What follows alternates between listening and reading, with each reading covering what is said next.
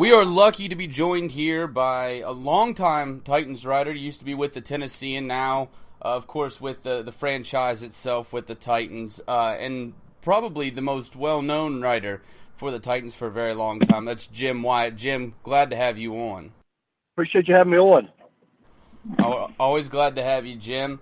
First off, let's start off. Everybody's asking about the uniforms, and I know if you have any information, you're not going to give it to us.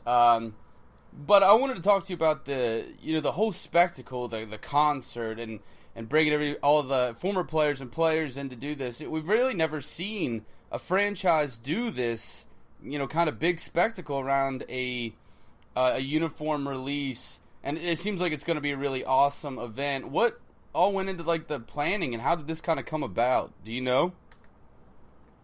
Yeah, it should be fun. I mean, this is Amy Adams Strunk, the team's controlling owner. This is kind of her baby, and wants to make sure it's done right. Wants to make sure it's an event that people remember. I'll remember when the team unveiled its uniforms, when the team first came to Nashville, and all those all the stars of the team then modeled them, and how excited people were. And I think they want to bill it as a similar event, and to have Florida Georgia Line doing a concert, to be able to be on Broadway in one of the most electric cities in the country, in Nashville, Tennessee, and with the excitement people have with the team coming off of back-to-back 9-win seasons, a playoff berth. I just think there's a lot of excitement, and she wants to take advantage of that. So I think that was her plan, is to make it a big event, and I think it's going to be awesome. It sounds like it's going to be a really awesome event. I know, we've talked about it on the show for the last few weeks after the news released, and it seems like it's going to be a really great time. Jim, I have to ask you, I'm sure you're tired of getting asked about these uniforms, but I think my audience would kill me if I didn't ask you. Have you gotten to see the new uniforms yet? Well, I probably better not say. I mean, it's a very small group of people that have seen them. I think more people will see them. I don't want to say one way or the other, because I know not everyone has, and so I've kind of used this line talking about the uniforms leading up to this. I plead the 5th until the 4th, which is April the 4th. I'm just not gonna get the uniform talk, because I don't want to say anything that I'm not supposed to, because it means a lot to the owner, and I want it to be a surprise. So I don't. If I say yes, and then everybody in the world is going to be coming to me asking what they look like, so I'm just going to stay out of it. All right, fair enough, Jim. Fair enough. Let's jump into free agency here. Obviously, we've done a lot of big moves recently, and some names that we have lost in free agency. So let's start with the pair that we've gotten out of New England with Malcolm Butler and Dion Lewis. A lot of talk has been, a lot of people are calling them the Tennessee Patriots or the newer England Titans, stuff like that. How much do you think that link between the Patriots and the Titans, do you feel like it is a real thing that we are trying to cultivate here in Nashville, is kind of recreating what they're doing in New England, or do you think it's just mostly coincidence? Well, I think it would be kind of irresponsible or naive for me to think that there's not some tie there that's making it happen. I mean, obviously John Robinson, being a former Patriot, knowing how things work there, knowing the culture that's created there, knowing a lot of people that are still there who can speak on behalf of some of these players, whether it's Malcolm Butler or Dion Lewis. Certainly he was around Mike Vrabel as a coach. So I think you obviously have more background on those guys. You like what they've been able to do as Patriots. I mean, Logan Ryan came here with 2 Super Bowl rings. Malcolm Butler's coming here with Super Bowl experience. Same with Dion Lewis. But there's also, it's not all that. I mean, these guys happen to play positions where, the Titans have a need, and they happen to be some of the best players in the league at those positions. So that's partly what's making it happen. Yeah, there's some coincidence there, and I'm not going to deny that helps, but there's more to it than just that. Speaking of the individual players themselves, Dion Lewis, a really fast, shifty guy, known as the Jitterbug. I think a lot of people are excited to see how he plays along Derrick Henry. But we should expect, and I'm assuming this is correct, that we should still expect Derrick Henry is the first and second down back 99% of the time, and then Dion Lewis is the third down back, correct? I'm not going there yet. I mean, I want to see some practices, some OTAs.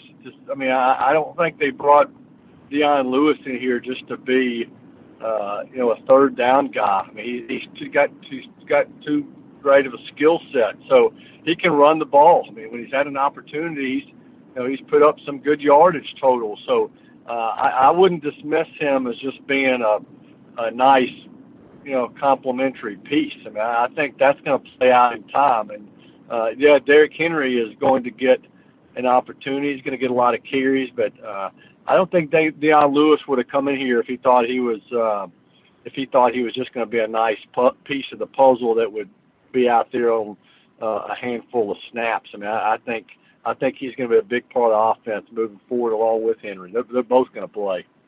That's a great point there, Jim. And speaking of these two contracts especially, there's been a lot of people that have said, and we talked about this on the show, Jim, I wanted to get your opinion. A lot of people have been talking about how much money it is, the 5 years, $61 million with $30 million guaranteed for Butler, 40 years, $20 million with $5.75 guaranteed for Lewis, that they're pretty large contracts. My argument being the guaranteed money is not nearly as large as the contract first appears. What's your opinion? Do you think that the Titans might have overpaid, or do you feel like these contracts are team-friendly? Well, I think John Robinson and Ben Marino, who handles the contracts, and then John Robinson also involved as well in negotiating getting these players here.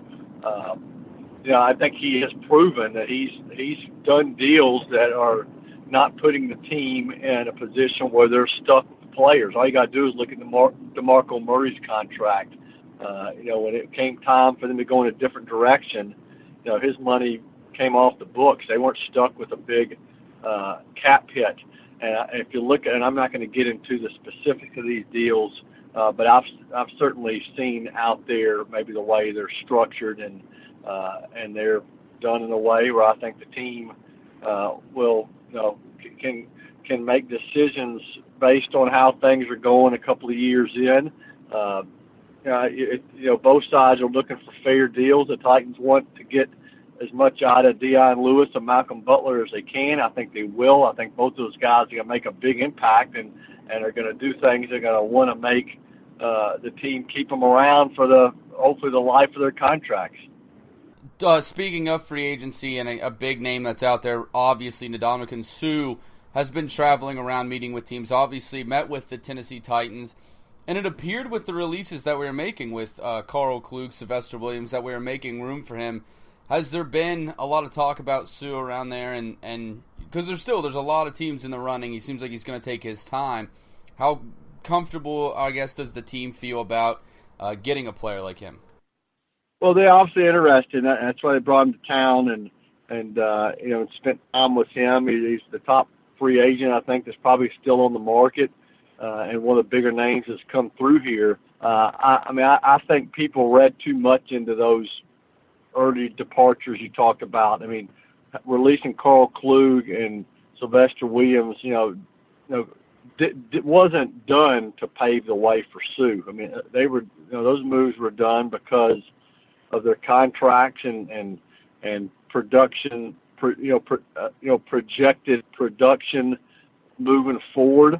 The Titans, obviously, whether it's Suh or whether it's someone else, they're going to fill their roster spots and create more competition with other defensive linemen, and we'll just have to find out who it's going to be. But the team had enough money to make a move on Suh or other free agents for that matter. Regardless of what happened with Klug and Williams, I think now it's just a matter of what does Ndamukong Suh want to do himself. I mean, he as you mentioned, he's been to Tennessee, visited the Saints. He's been to there's been interest from Seattle. He's been to the Rams. He was initially supposed to visit the Raiders, and just a short time ago I saw a report from Ian Rappaport that said the Raiders visit's off. So, a lot of this is going to be up to him and what he wants to do. It's a two-way street. you want a lot of guys in free agency, but you got to have the guy who wants you as well, and he's going to think about it. And if he decides he wants to come to Tennessee, then they're going to have to figure out whether they can make it work from a contract standpoint. But he's got to want to say he wants to come here first, and I think it's up to him at this point. And we were talking about these contracts and possibly going after Sue. Next year is going to be a lot of free agents. Talk about Marcus, Taylor Lewan, Arakpo, Morgan, Delaney Walker, Rashard Matthews. All are going to be up there. 6 of our most 10 expensive contracts are going to be free agents next year. Obviously, in the back of the mind of the team. So how do you think that's going to play a factor in the possibility of getting Sue or not, is knowing that we have a lot of guys that we likely want to re-sign or we're going to have to replace next year? I mean, I think that's obviously something that John Robinson's got the big picture in mind with all these deals he's doing. That's true what you're saying. They got some big contracts up, but they are very well aware of that, and that's why if it happens, they wouldn't have entertained the idea of bringing him to town and talking to him if they didn't think it's something that could be done. But if it does work out and the two sides want to have a marriage, they're going to have to do a deal that's fair to him, but also doesn't put your cap in peril, moving forward. So, everyone knows, about the big contracts and where they're all right now and what they look like moving forward, and that's why some of these moves are done to kind of lay the groundwork for what's ahead. I wanted to talk now about Quentin Spain, obviously restricted free agent, a guy that we're looking at coming off of a year where he had some injuries, but when he was on the field, played really well. His whole career so far, went undrafted, played really well for a guy that was that went undrafted. So what's the latest on where the team's at with Quentin Spain, and how likely do you think it is that Titans retain him?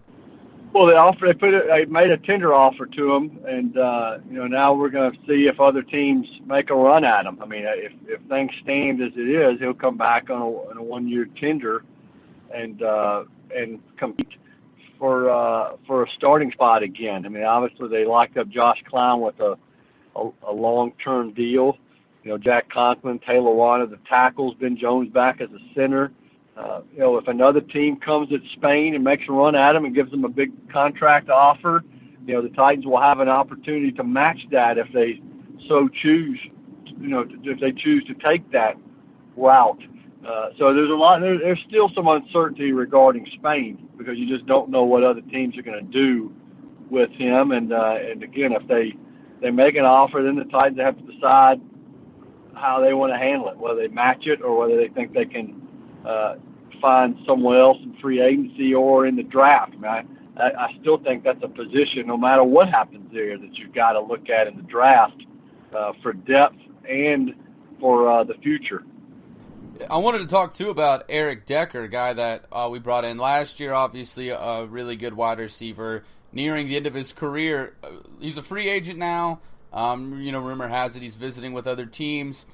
It doesn't, from what we've seen so far, doesn't seem likely that he'll be back next year. Do you think that is the case? Well, the guys that I expect to be in the fold and contributors are Corey Davis, Rashard Matthews, Tajay Sharp, Taywan Taylor. All those guys are under contract, and they've been working together. They're going to be impact guys next year. Decker's contract's up. Harry Douglas's contract is up. You never know what happens when if guys are still hanging around on the market when training camp is getting ready to start. But there's a lot of time between now and then where the Titans have a chance to either A, add to that group I talked about in free agency, or B, pick guys in the draft. And I don't think they're in a desperate situation to find another receiver right now. So we'll see what happens with him in the market. If somebody else signs him, obviously that answers the question before you even get to July. But he signed a 1-year deal with the Titans before last season, and now he's kind of free to explore his options. And you talked a little bit about moving forward into the draft. This really feels like the first year in quite some time where we really don't have a glaring issue that needs to be filled, a glaring hole that needs to be filled. Obviously, there's places along the team that we need upgraded, that we could stand to upgrade, and I'm sure we will. But it's the first year where it really doesn't feel like there's that one spot that's desperately, we need someone there. So do you feel like with this 25th pick, then there's a lot more freedom this year than there has been in years past? Because it feels like this one's much harder to predict, at least position-wise, where we might go. Yeah, I definitely agree with that. For what you just said, I mean, there's not a glaring need, but also you just don't know what's going to be available for you at number 25. You may have a guy that's projected to go early, and because of some things that happen in the draft, whether it's a big run at quarterbacks or teams attacking other positions and then getting other teams getting panicky and jumping at a spot, taking a guy earlier than maybe they expected to. If a guy falls to you, you could jump up and get him if he's a great player. So I do think there's some flexibility there. There's flexibility where John Robinson, could even move back and get more picks. I mean, if people are asking me, I still get questions in my mailbag about, whether or not the Titans could. I've had two in the last 2 weeks about whether or not the Titans could somehow move up in the top 5 and get a guy like Bradley Chubb. I mean, that's unrealistic to even talk about stuff like that. The team has 6 picks. To get to the top 5 would cost you a boatload. I think the more likely scenario is John Robinson maybe tries to get more, maybe tries to increase his draft picks by making a move, but you just don't know what he's going to do, and that's the great thing about John Robinson. He's unpredictable. He's not afraid to make a move and have people questioning, and he gets the benefit of the doubt because he's been right so many times. With that said, this team still has needs. I mean, I think edge rusher, interior linemen still need a third safety, need inside linebacker help. It's not going to shock me if they take a receiver. So still some needs in the draft. It's just a matter of when you take those guys. And talking about John Robinson, and you've since being with the team, you've got to interact quite a bit with John. He just always seems like he knows something that you don't. He just always seems so confident, and he's made some great deals. He's been a fantastic general manager. I think every Titan fan would agree with that. The moves that he's been able to make. Does he always come off like that? He just never seems like he's ever surprised by anything. He has the big picture and he knows what he's going for, and seems always confident in his decisions. Yeah, I mean he's the guy obviously that has done such a good job of helping turn the fate of this franchise around with some of the trades and some of the free agency additions, and just the way he's helped change the culture. I mean, I think he has the respect of the players. They know he's in it to win it. They know he's a pretty shrewd operator, and has proven to make good decisions. He's worked hard to get to where he is today and really paid his dues. Working his way up from a scout to getting into personnel. He's been around, some of the brightest minds in the game, especially Bill Belichick from his time with the Patriots, and he's always kind of thinking ahead, thinking in advance about how one move's going to impact another. And he's the first guy in the office, in the building in the morning, and he's regularly one of the first people to leave. It means a lot to him. All you got to do is watch his press conference and see him kind of talk about, his position and making decisions for, the team in Nashville, a guy who grew up in Union City. So it means a lot to him, and he does a heck of a job in putting the team in a good position. And speaking about his boss, Amy Adams Strunk, there was a lot of questions after the passing of Bud Adams, who owned the team since the 1960 season. A lot of questions about what would happen. There was talks about other people coming in and buying the team. Would the NFL agree to it? And for a while, it felt like we were limbo. And the last, 2 years especially for me, it really feels like Amy Adams has become, the figurehead. You see her more often. Very likable character. She's starting to do a lot with the team. We talked earlier about, the unveiling of these new uniforms. You're seeing her a lot more, becoming more of the face that you recognize there as the owner. Is that something that you definitely feel around there?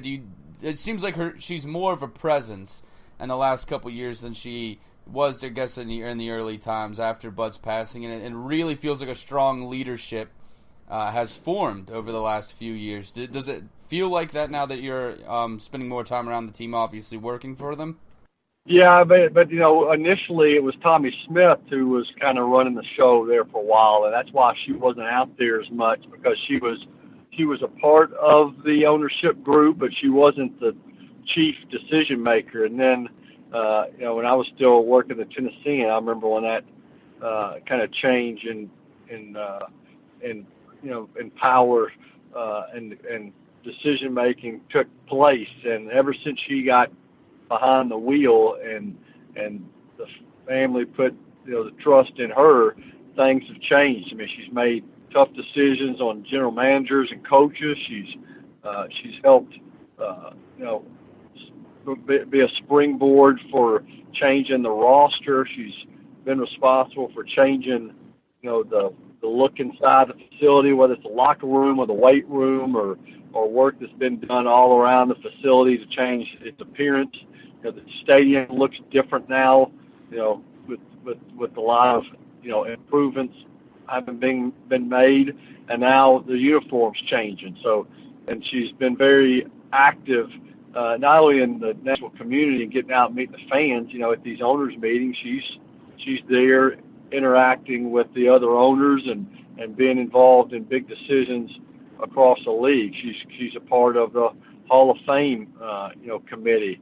So she's very involved, and that's definitely a good thing for the team, and I think fans should be excited about it.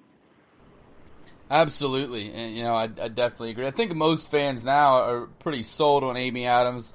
I saw the video you guys had on Titans Online, her giving the box to Taylor Lewan, and he gets to see the new uniforms. It's a great video, and getting to see her face more and being more of a kind of the face of the front office outside of John Robinson, like Bud Adams was for the entire time. And it's nice to see, and she seems like a very likable person, and I think a lot of Titans fans would agree with that.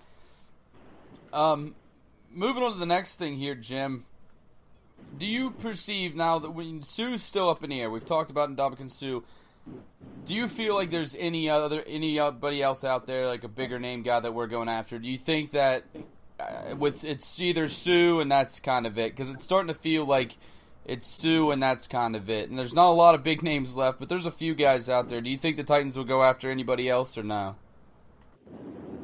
Oh yeah, but I don't think free agency is over. I mean, this is only this is the 21st of March, and free agency is not even a week old as far as the clock goes. I'm looking at my clock right now, and we're 35 minutes away from the start of free agency last week. So they're not done a week in. I mean, I looked at my free agency list in the office yesterday that hangs on my wall, and I looked at the one from 2016, and there were several guys added after the first wave. So it's going to continue. I mean, you're still going to have spots filled in free agency. Then you're going to have the draft. Then you're going to have spots that you weren't able to fill in the draft that are going to be addressed in another round of free agency. So, their team is not done making moves. They got two big ones in the fold in Malcolm Butler and Dion Lewis. You can't, I think you got to be patient somewhat and see what happens with the Suh situation and know what your pocketbook's going to look like moving forward. But I think no matter what happens with Suh, even if Suh's added, that doesn't mean that's it. I mean, I think you're going to still see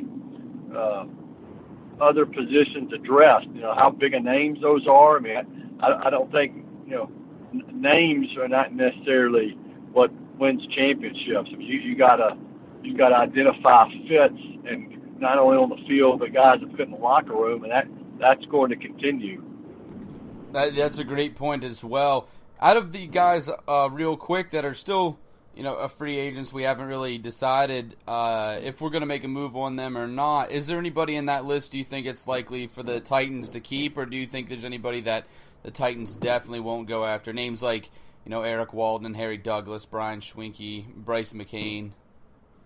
Yeah, I mean, I'm not going to rule anything out. I mean, I don't think, and I think a lot of them, you just kind of have to wait and see. I mean, I hear that list, and I think I can sit here and think that this guy's, not coming back. It doesn't make sense. I mean, I'm not, I don't think that's necessarily my call to say, who's coming back and who's still out there. That's the John Robinson decision. And so, I mean, I wouldn't rule anything out, but I think if you look at the roster, see who's been added and see how guys ended last year, whether they were involved or not, maybe, should tell you, fans should be able to read into it themselves on who maybe is likely coming back or not. All right, Jim, one last question before we let you go here. Obviously a big news story last month, and still something in the back of our minds is Tennessee, Nashville specifically, named as one of the 4 finalists for an NFL draft in 2019-2020, being the host city. Obviously something that would be great for the city and awesome for all the Titans fans in the area, being able to go, relatively easily to go watch the draft. Is this something that the team's, actively going after, one, and two, what would this mean for the city of Nashville if they were to be able to host that event? Well, it would be great. I mean, I think the team obviously is involved, and and the pitch will be made at the owners' meetings, not the ones next week in Orlando, but the ones in May in Atlanta when a decision will be made between all the other teams and or all the other cities. I think Nashville would do a great job hosting it. It's done a great job hosting anything that's come this city's way, and I think that the chief decision makers and the people who are involved in pushing for the draft will make a great presentation when the time comes. And some other good cities are in the mix. Off the top of my head, I think it's Denver, Kansas City, Canton, and Vegas. And we're talking about the 2009 draft, the 2020 draft. I hope one of them comes to Nashville, because I think the city would do a great job. It's anybody that's been in Nashville, especially recently, knows how much energy there is in the town and how much there is to do downtown, from restaurants to nightclubs to just the overall buzz in the city. I mean, it's incredible. And I'm not saying it just because I grew up in Nashville. This is my hometown. I've been to all these other NFL cities, and I love traveling to these other places. But I talk to my buddies across the league who come to Nashville, and they always talk about Nashville being one of their favorite spots. So I think the city would do great, and hope it happens. Absolutely, as do I. I mean, Nashville is a great city. Thanks a lot to Jim Wyatt of Titans Online for coming on. Jim, it's always a pleasure having you on the show. Okay, appreciate you. All right, thanks a lot, Jim. Another big thanks to Jim Wyatt for coming on the show. Always a pleasure to have him. Now we're going to get into the meat of the show here, and I'm very glad to be joined by two great Titans fans and two guys that really know Titans football. First, no stranger to the show lately, Cody Milholland, Tennessee Titans writer, and has basically been my co-host the last few weeks. How you doing, Cody? Hey, man, it's great to be back again. This Tennessee weather's got me down, but I'm ready to talk some Titans football. And speaking of the podcast, I got you a new listener. I got a new client at work yesterday, and yesterday was the first time we've ever met, but he's a huge football fan, and he's a straight homer, loves everything Tennessee. Vanderbilt is his biggest favorite team, but today we both wore our Marcus jerseys, so I'm in my Marcus Mariota jersey, and I'm ready to talk some football, and his name is Chase. He wanted me to give a shout-out to him. He's going to listen to the show from here on out. Awesome, Chase. Glad to have you, man. That's awesome. Good stuff. And the other guy with me, it's been a while since he's been on the show, but it's always fun when he comes on from Titans in Truth, Chris Newell. Chris, how you doing, man? Man, it's been a very long time. I thought y'all forgot about me, but glad to return out of exile. Nah, man, didn't forget about you. I'm glad to have you back. It's always a good show when I have you on, Chris. Excited to get into this. Before we jump into this, we talked about it before the show. We need to talk about this Deion Kevin Byard Twitter thing that went on today. For anybody who hasn't seen it, basically what happened is Deion put a picture of Tyrann Mathieu in the Texans uniform up and said something to the effect of, best safety in the league. And Kevin Byard, was like, stats and tape don't back that up. And to which, Deion replied to him and tried to shoot him down and said something about, I talk to current players and I'm a former player and I know more than a fan, basically. Not realizing, and I don't know how, that he didn't realize Kevin Byard, All-Pro, Pro Bowler, Kevin Byard, didn't know that he was a player, not just a fan, which, Kevin Byard put 2 tweets back to him, and one, saying, well, I'm a current player. And the other one, which I thought to Byard's credit, was he said, I'm not saying that I'm the best. He's like, I'm definitely on my way up, but guys like Harrison Smith, Eric Reed, he named like a handful of guys that he was just like, these guys, are all better than him. If you watch the tape and you look at the stats recently. So my first question is how did he not know? Your job as an NFL analyst now, as Deion Sanders, how do you not know who Kevin Byard is? Yeah, he actually said that on a show on NFL Network, and then he tweeted a picture of it, which Kevin Byard replied to. And fans let him know real quick, too. Fans jumped in on it. Local Nashville sports anchor jumped in on it. Even other NFL players jumped in on it. So it was kind of fun to watch. I wouldn't call it an all-out Twitter war, but I'm sure Deion Sanders definitely learned who Kevin Byard was that day with everybody tweeting at him. Yeah.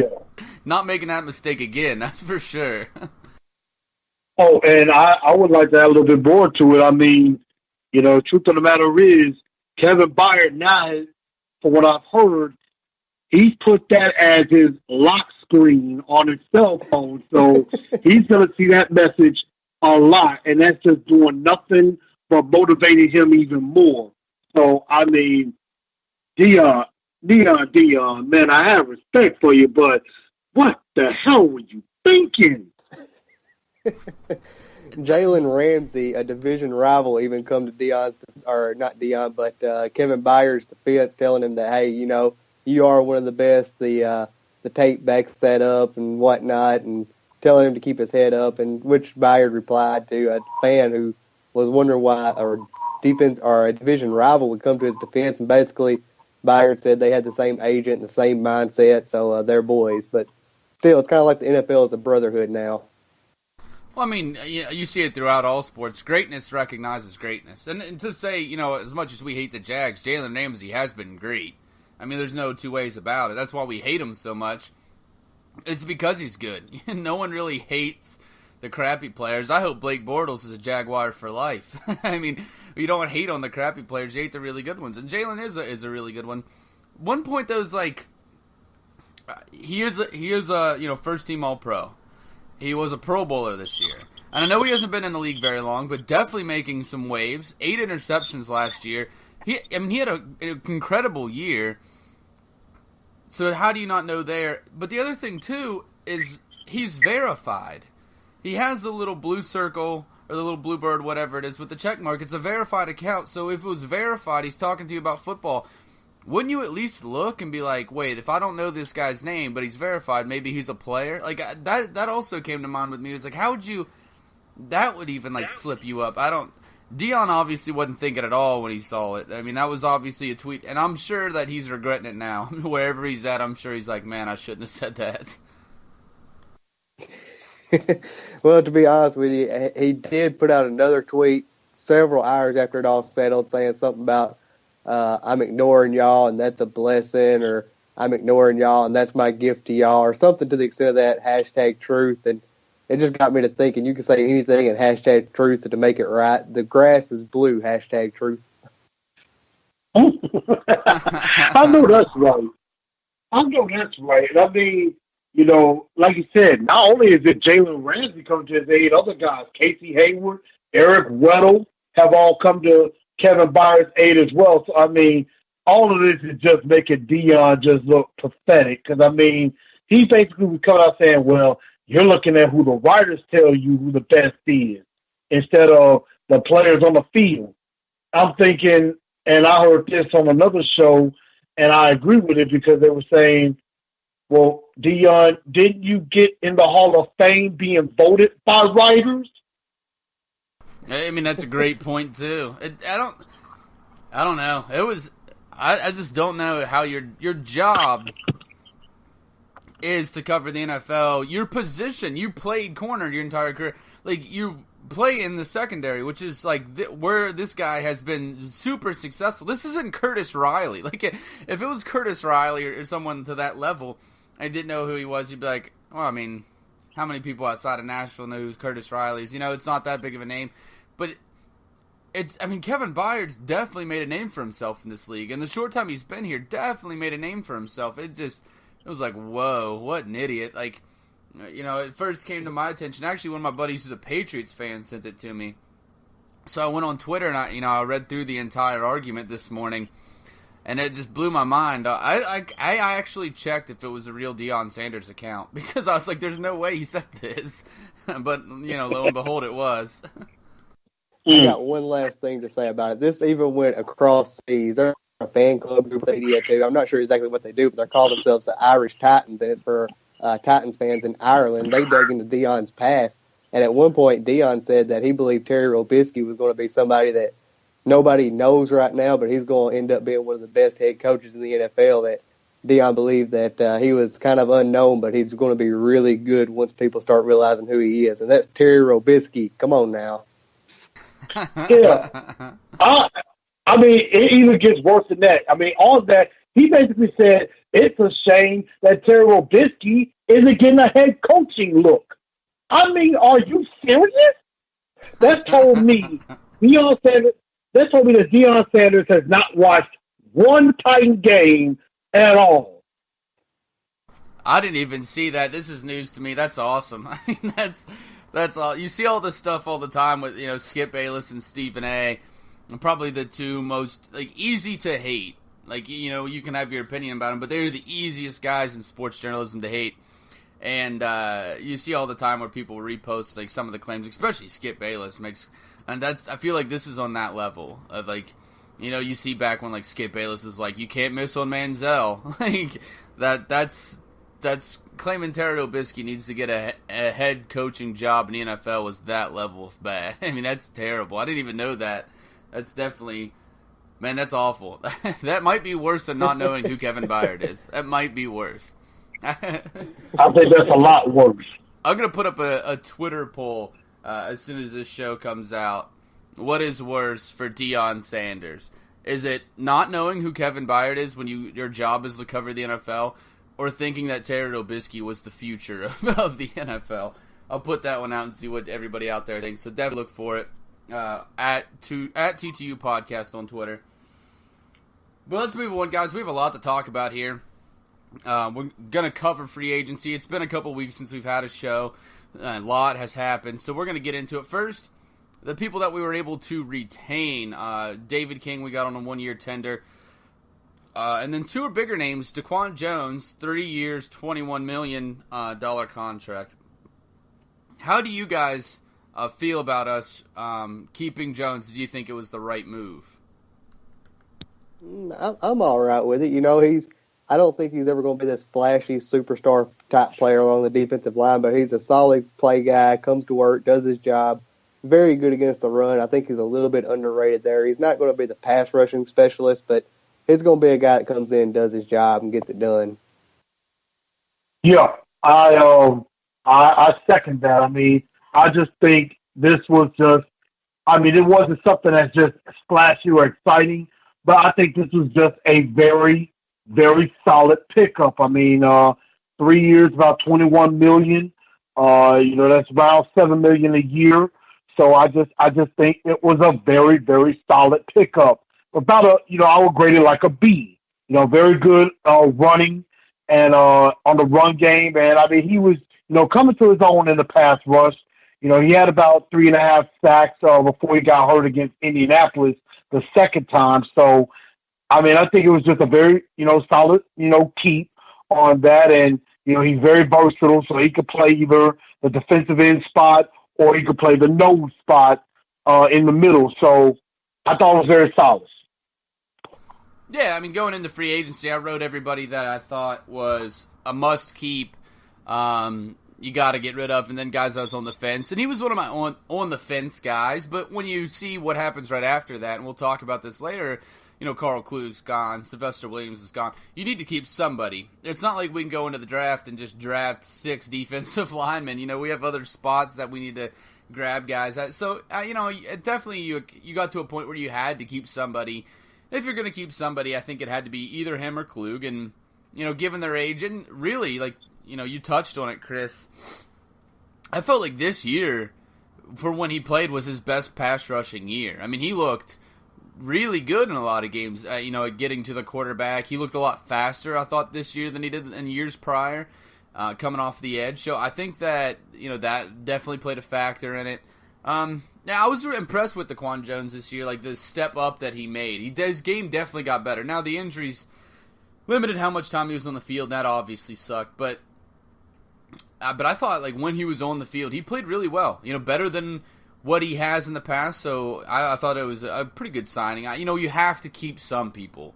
We can't go in having Jarrell Casey as our only defensive lineman, throughout the draft and trying to find guys in the offseason. You have to keep somebody. And if you're going to keep him, I think Jones is the right call to keep there. I mean, he's definitely an asset to this team. The other big one, guys, Josh Klein.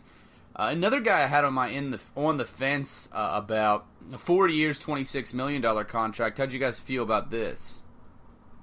I was also kind of on the fence about Josh Klein because, of course, there was better options out there, but there's also a lot of way worse options out there. So if it ain't broke, don't fix it. So I think that's just kind of the mindset going in there. Our division rivals got the best one off the market. So we still got a solid offensive line. We're still good. We're still above average, and we got 2 really good running backs now for them to run behind him. So I think it was overall solid. Well, I'm going to have to go a little bit different on this one. Now, what I would say, bringing him back was an okay idea. Maybe a little bit too rich on the contract.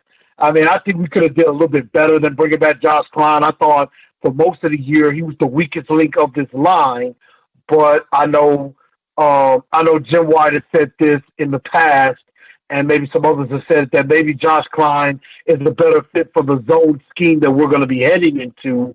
So that may be a good reason to bring him back. But I want to wait and see with Josh Klein because I'm not really feeling the contract with that. But I would say, continuity is very good. So I would be okay with it. But I just thought it was a little bit too rich of a deal. I mean, I like this one. The contracts are big, but the guarantees are not. And you see that with a lot of these contracts. Josh Klein's contract, 4 years, $26 million, $12 million in total guarantees. If he doesn't perform well, that's only $3 million a year. Even for a guard, that's not much. We're not paying him much if it doesn't pan out. It's not much dead cap if we cut him. So I liked the contract. I really wanted Norwell. And, Cody, you alluded to that the Jags ended up snagging him. But Andrew Norwell coming out of Carolina, I really wanted him in free agency. I think he's a stud. I think coming in, he would be the second best lineman that we have. And that's saying something because we have a very talented offensive line. And I figured, too, that we would get something done with Quentin Spain earlier than we did, judging by how he played this year. But right now, we'll talk about that in a little bit. Before we got something done with Josh Klein, but you're right. He fits just like Chris said, he fits the system and zone blocking that we want to try to switch into, and he does that very well in the interior of the offensive line. Klein also is a guy that's pretty versatile too. Like, we've seen him play both guard spots in his career. He's played the center spot before. He's a guy that you can bounce around a little bit, and you can do some stuff with. I believe when he was with the Patriots, he even played one game at tackle, if I'm not mistaken.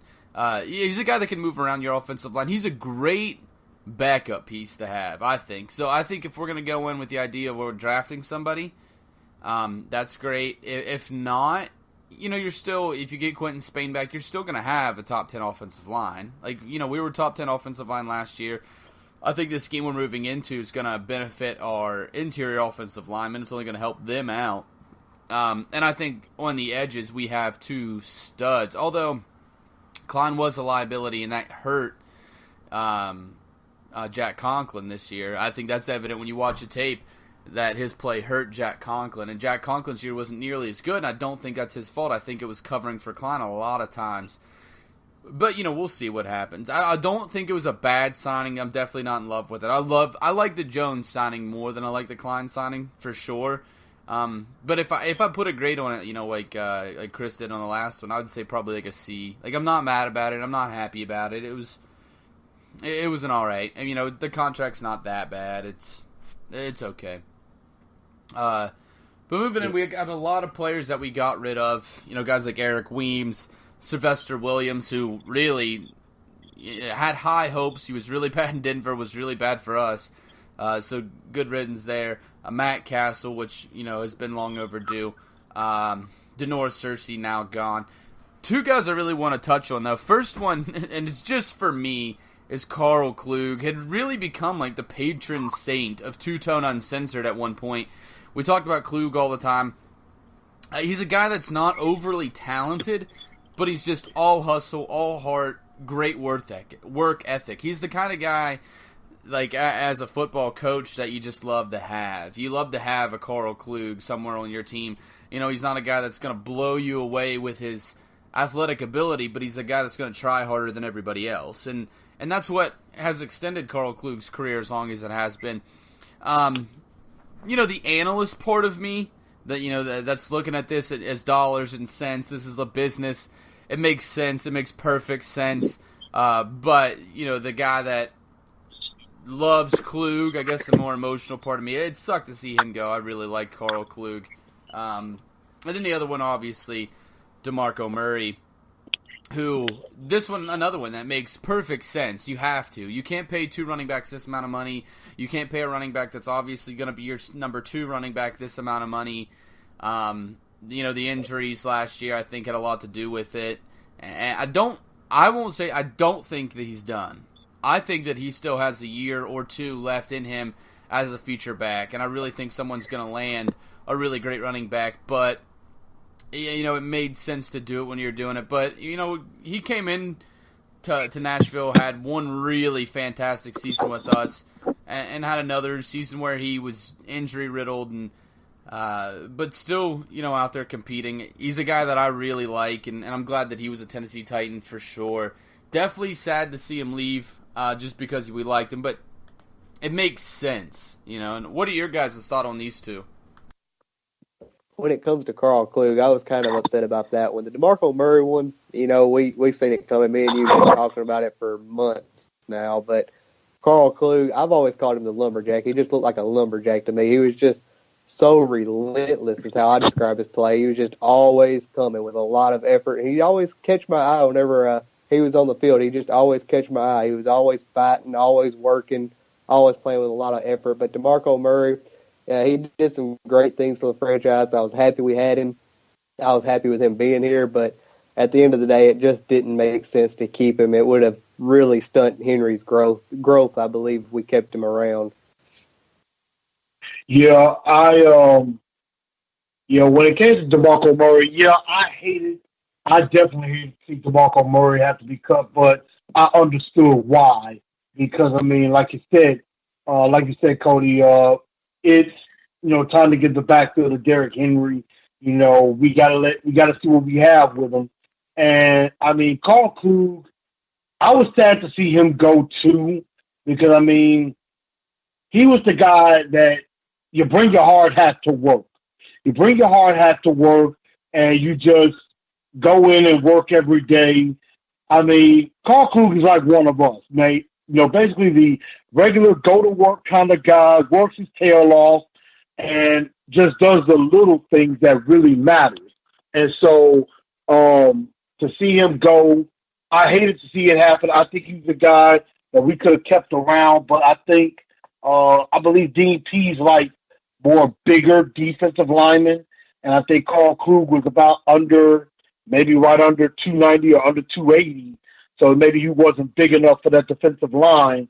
So I think that's maybe why he got cut on that one. But it's still kind of sad to see him go. I hope Carl Krug lands with a team somewhere and is able to finish his career. But I think he should be in the same light as Tim Shaw. He needs to, once his career is over, be a lifelong Titan. Absolutely. He's a guy that's been a fan favorite ever since Klug got here because of that reason. He's an unselfish player, team first, amazing work ethic. You know, if every coach dreams that every guy just comes in and works like him. Like all the old school analysts always say, he's a guy that brought a lunch pail to work. Like he was just there to do his job. And you know, that's made Carl Klug very endeared to the Titans fans. I've seen a lot of people posting about it, but definitely a guy that you hate to see go. And I think DeMarco Murray's along that lines. It's not surprising, like Cody was saying. We've been talking about it for months now. But it's still, like, he's a guy that came in, did a very good job for us, you know, worked his tail off. I think he did a lot to help Derrick Henry in the early part of Derrick Henry's career, getting ready for this year where Derrick Henry's going to be a number one back, you know, for the first time, really, you know, going into his season. So, I'm not going to be mad about that at all. And I wish both of them, and, you know, all the guys we cut, really, I wish them the best. I really want to see, I'll throw this in there real quick, you know, because we don't really know what's going to happen with Harry Douglas. I hope that Harry Douglas comes back one day and coaches. I think he's a really bright guy. He knows the position really well. And I know it's been said 100 times, but I really hope that he comes back and coaches. I wouldn't mind seeing Carl Klug with a headset on either as a defensive line coach. I think he'd be pretty solid, especially with what he could get out of his guys. I think it'd be exciting to see. But speaking about these guys that are kind of up in the air, the first big one is Quentin Spain. So we put a tender on him as a restricted free agent. That means that someone has to meet that offer, and then or give him an offer, and then the Titans get a chance to match that. And it's a low round tender because he was undrafted, which means and in certain circumstances, we might get a 6th or a 7th round pick out of it if he were to go to another team. Some instances we weren't. I've tried to read up on this. It is incredibly complicated. It's like if you do it on a Tuesday and it's raining, you know, then you get a pick. But if it's a Wednesday and it's snowing, it's crazy, like all the rules and stipulations. But we may end up getting a pick out of it if he does leave. I'll ask you guys first what you think of this right now. And obviously the tender, if we do pick him up or keep him, no one gives him an offer. He's on a 1-year tender, so we'd have to end up re-signing him again next year. So how do you first off think about how the Titans have handled the Quentin Spain situation so far? And then the follow-up question to that is, if someone throws out, like, at what number do you say, no, it's not worth it? Like, what per year, if they hit that number, you're just like, no, let's not match that offer? Right. Going into this offseason, Quentin Spain was the main one I was looking at. This is the guy we have to get re-signed. He's been phenomenal for us all year. He's got very heavy hands. Him and Taylor Lewan on that side has been dynamite for us, really keeping Marcus upright, keeping his blind sided protected. As far as number-wise, I'm not exactly sure on what the average guard salary is, but I wouldn't pay him top dollar. But if there's any way at all to keep him around, we got to keep him around. Yeah, I mean, I would probably say a good number for me on Quentin Spain, I would probably say is maybe about 6.5. I would probably go over under at about 6.5. And I would say if it's over 7, with that, if the team just offers a ridiculous number, then I would just say we have to let them go. But at the same time, I think, if you could bring them back for around under 6, then, that's perfectly fine. If not, let him play out this 1 year and see if he adjusts to the new scheme pretty well. But I would basically say about 6.5 is about my limit on Quentin Spain. I think he's done an admirable job, being that he was undrafted out of West Virginia and has come in and been a very, very good offensive lineman, maybe not elite, and like Taylor Warren and Jack Conklin. But, I think he deserves a chance to stay with this team, but I would just go completely overboard for him because, guards are guys you could draft. Oh, yeah, he had a fantastic season last year. He had, a little bit of injury issues this year, and then, he did last year, too. The injuries have been a continuous, not a huge problem. He hasn't missed a ton of games, but I believe something like, 5 games in the last 2 years that he's missed. And he did really, solid this year. I think it was definitely a slight step down, but Pro Football Focus rates him at the 27th best guard in the league, and watching the tape, I just don't think that's true. I don't think he's near the top, I won't say that, but I think he's closer to 19, 20 than he is to 27 when I've been watching tape this offseason. Quentin Spain's a guy that moves laterally really well. He's smart. He's reactive, and I just think he did a really good job. He does have problems with guys when they come from the inside or outside back inside and cross-face him sometimes. He definitely gets eaten up on that every now and again. But you see a lot of the time, too, that he ends up having Ben Jones on the inside, who's, Ben Jones has been around this game for a long time. He's a veteran. We brought him in for a reason. That's because his football IQ is through the roof. Ben Jones is always there, and it doesn't really ever hurt us that bad. Most of the time, I'll say. Most of the time, it doesn't really hurt us that bad. So, yeah, I think that 6.5 is fair. I was going to say, around that number anyway, so I think that's definitely fair. I'd re-sign him for that. I would pay him more than Josh Klein. I honestly would pay him more than Josh Klein. I know that Josh is going to fit our new system a little bit better, but I think Quentin Spain's more talented than Josh Klein is. He obviously has more football left in him than Josh Klein does.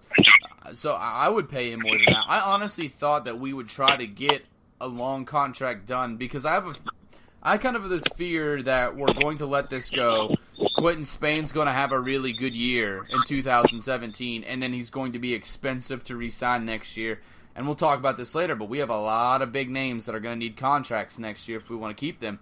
So that's, kind of my fear with how we handled this. Now, if he comes out and he has another solid but not great year, he's not going to be that expensive or, any more expensive than he was this year. So it'll be a great move for us salary cap-wise if we resign him then. But if he comes out and he plays like he did in 2016, he's going to be worth a lot more than he was this year. You're talking a couple million, here and there for every year. It's going to be a much bigger contract. So that worries me a little bit with Spain because that's just my thinking on it. Is I have this big fear that he's going to come out and play another season where he's near Pro Bowl level good, and then you're gonna have to pay him out the nose. You're gonna have to pay him, up in that $8 million category rather than like a 6.5. But we'll see. We'll see what happens. I definitely have faith in John Robinson. And you'd be hard pressed to find a mistake that John Robinson's had so far. So you'd be an idiot not to be, all on hit the Robinson train. But we'll see what happens there. That was one thing I worried about. But about some of these other guys, Eric Decker, Eric Walden, Brian Swinkie, being the big names. Other guys, Harry Douglas and Bryson McCain. But I really doubt that we're going to bring Harry Douglas back, and I hope to God we don't bring Bryce McCain back. So with Decker, Walden, and Schwinke, what are you guys thinking with these three guys? Any interest in of bringing back either of these three guys? I would bring back Decker.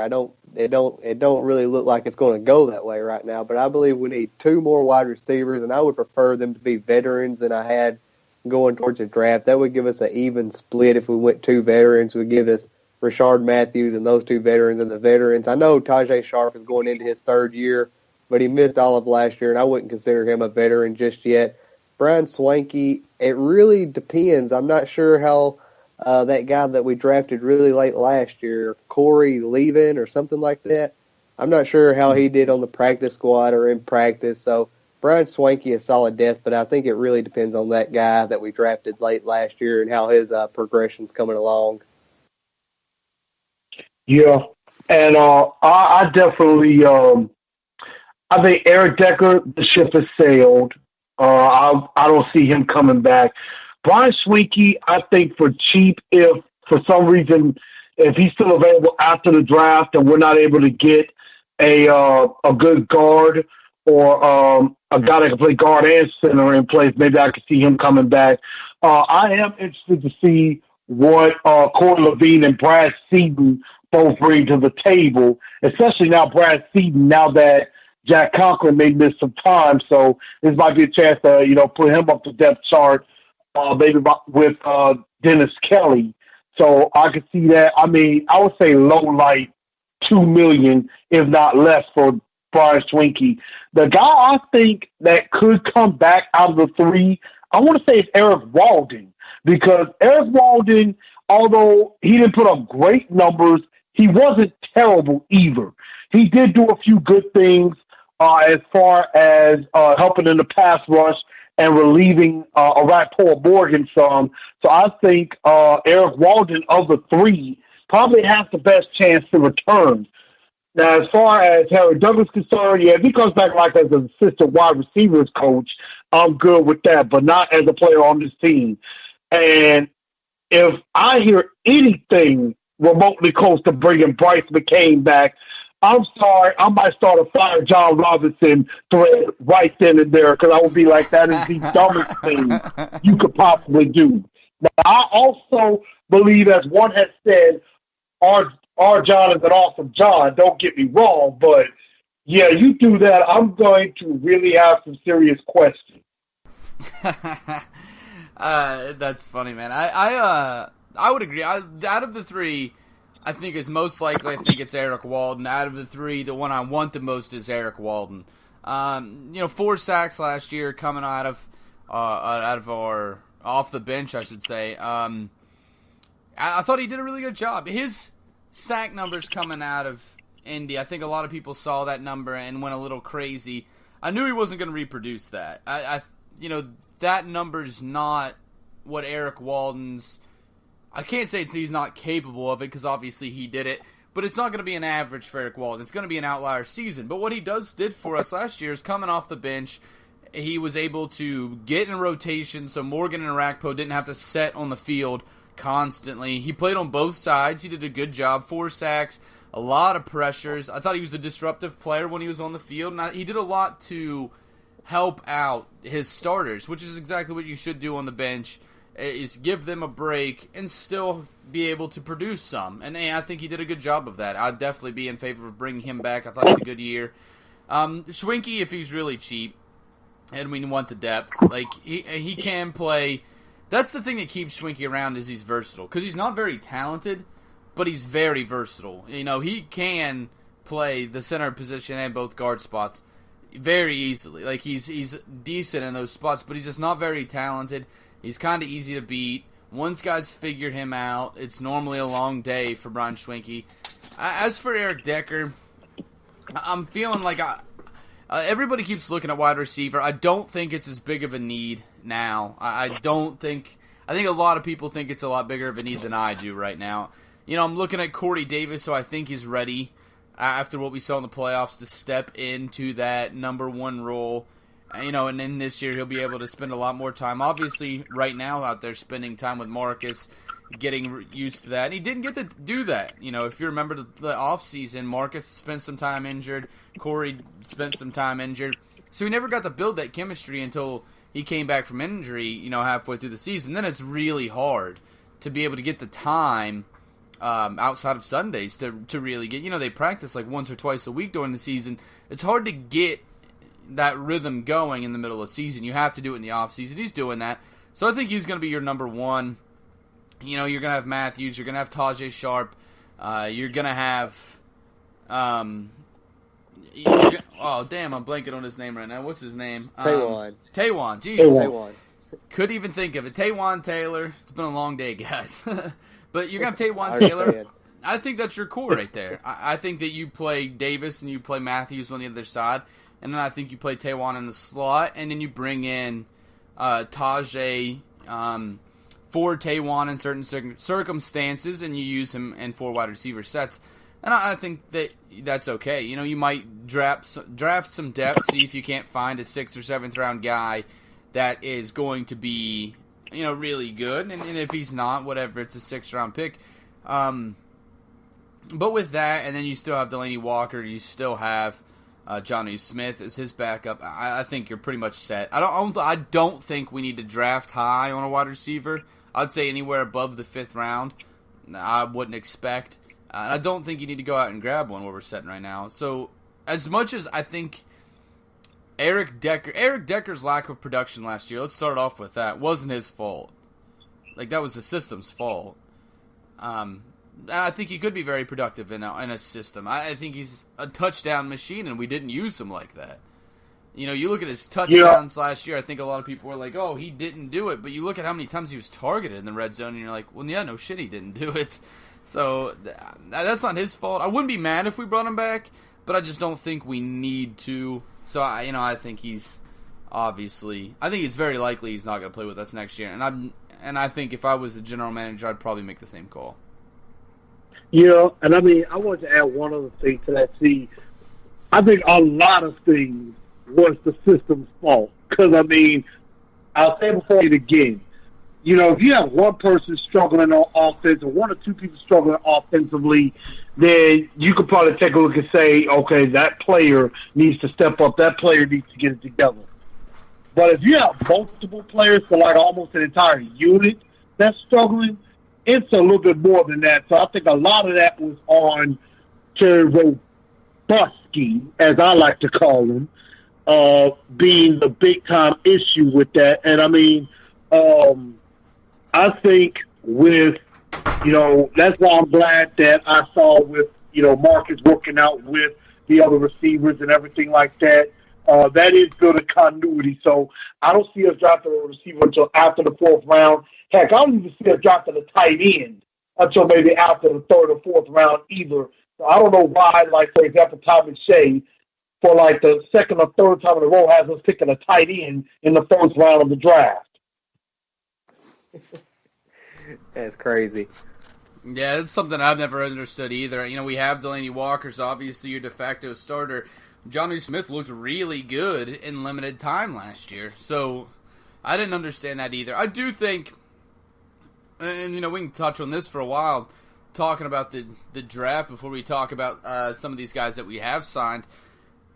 And I talked about this earlier to Jim Wyatt, and he agreed with me wholeheartedly, is this is the first draft that we're going into in a long time where there's not a glaring hole. You know, last year we needed to get a wide receiver.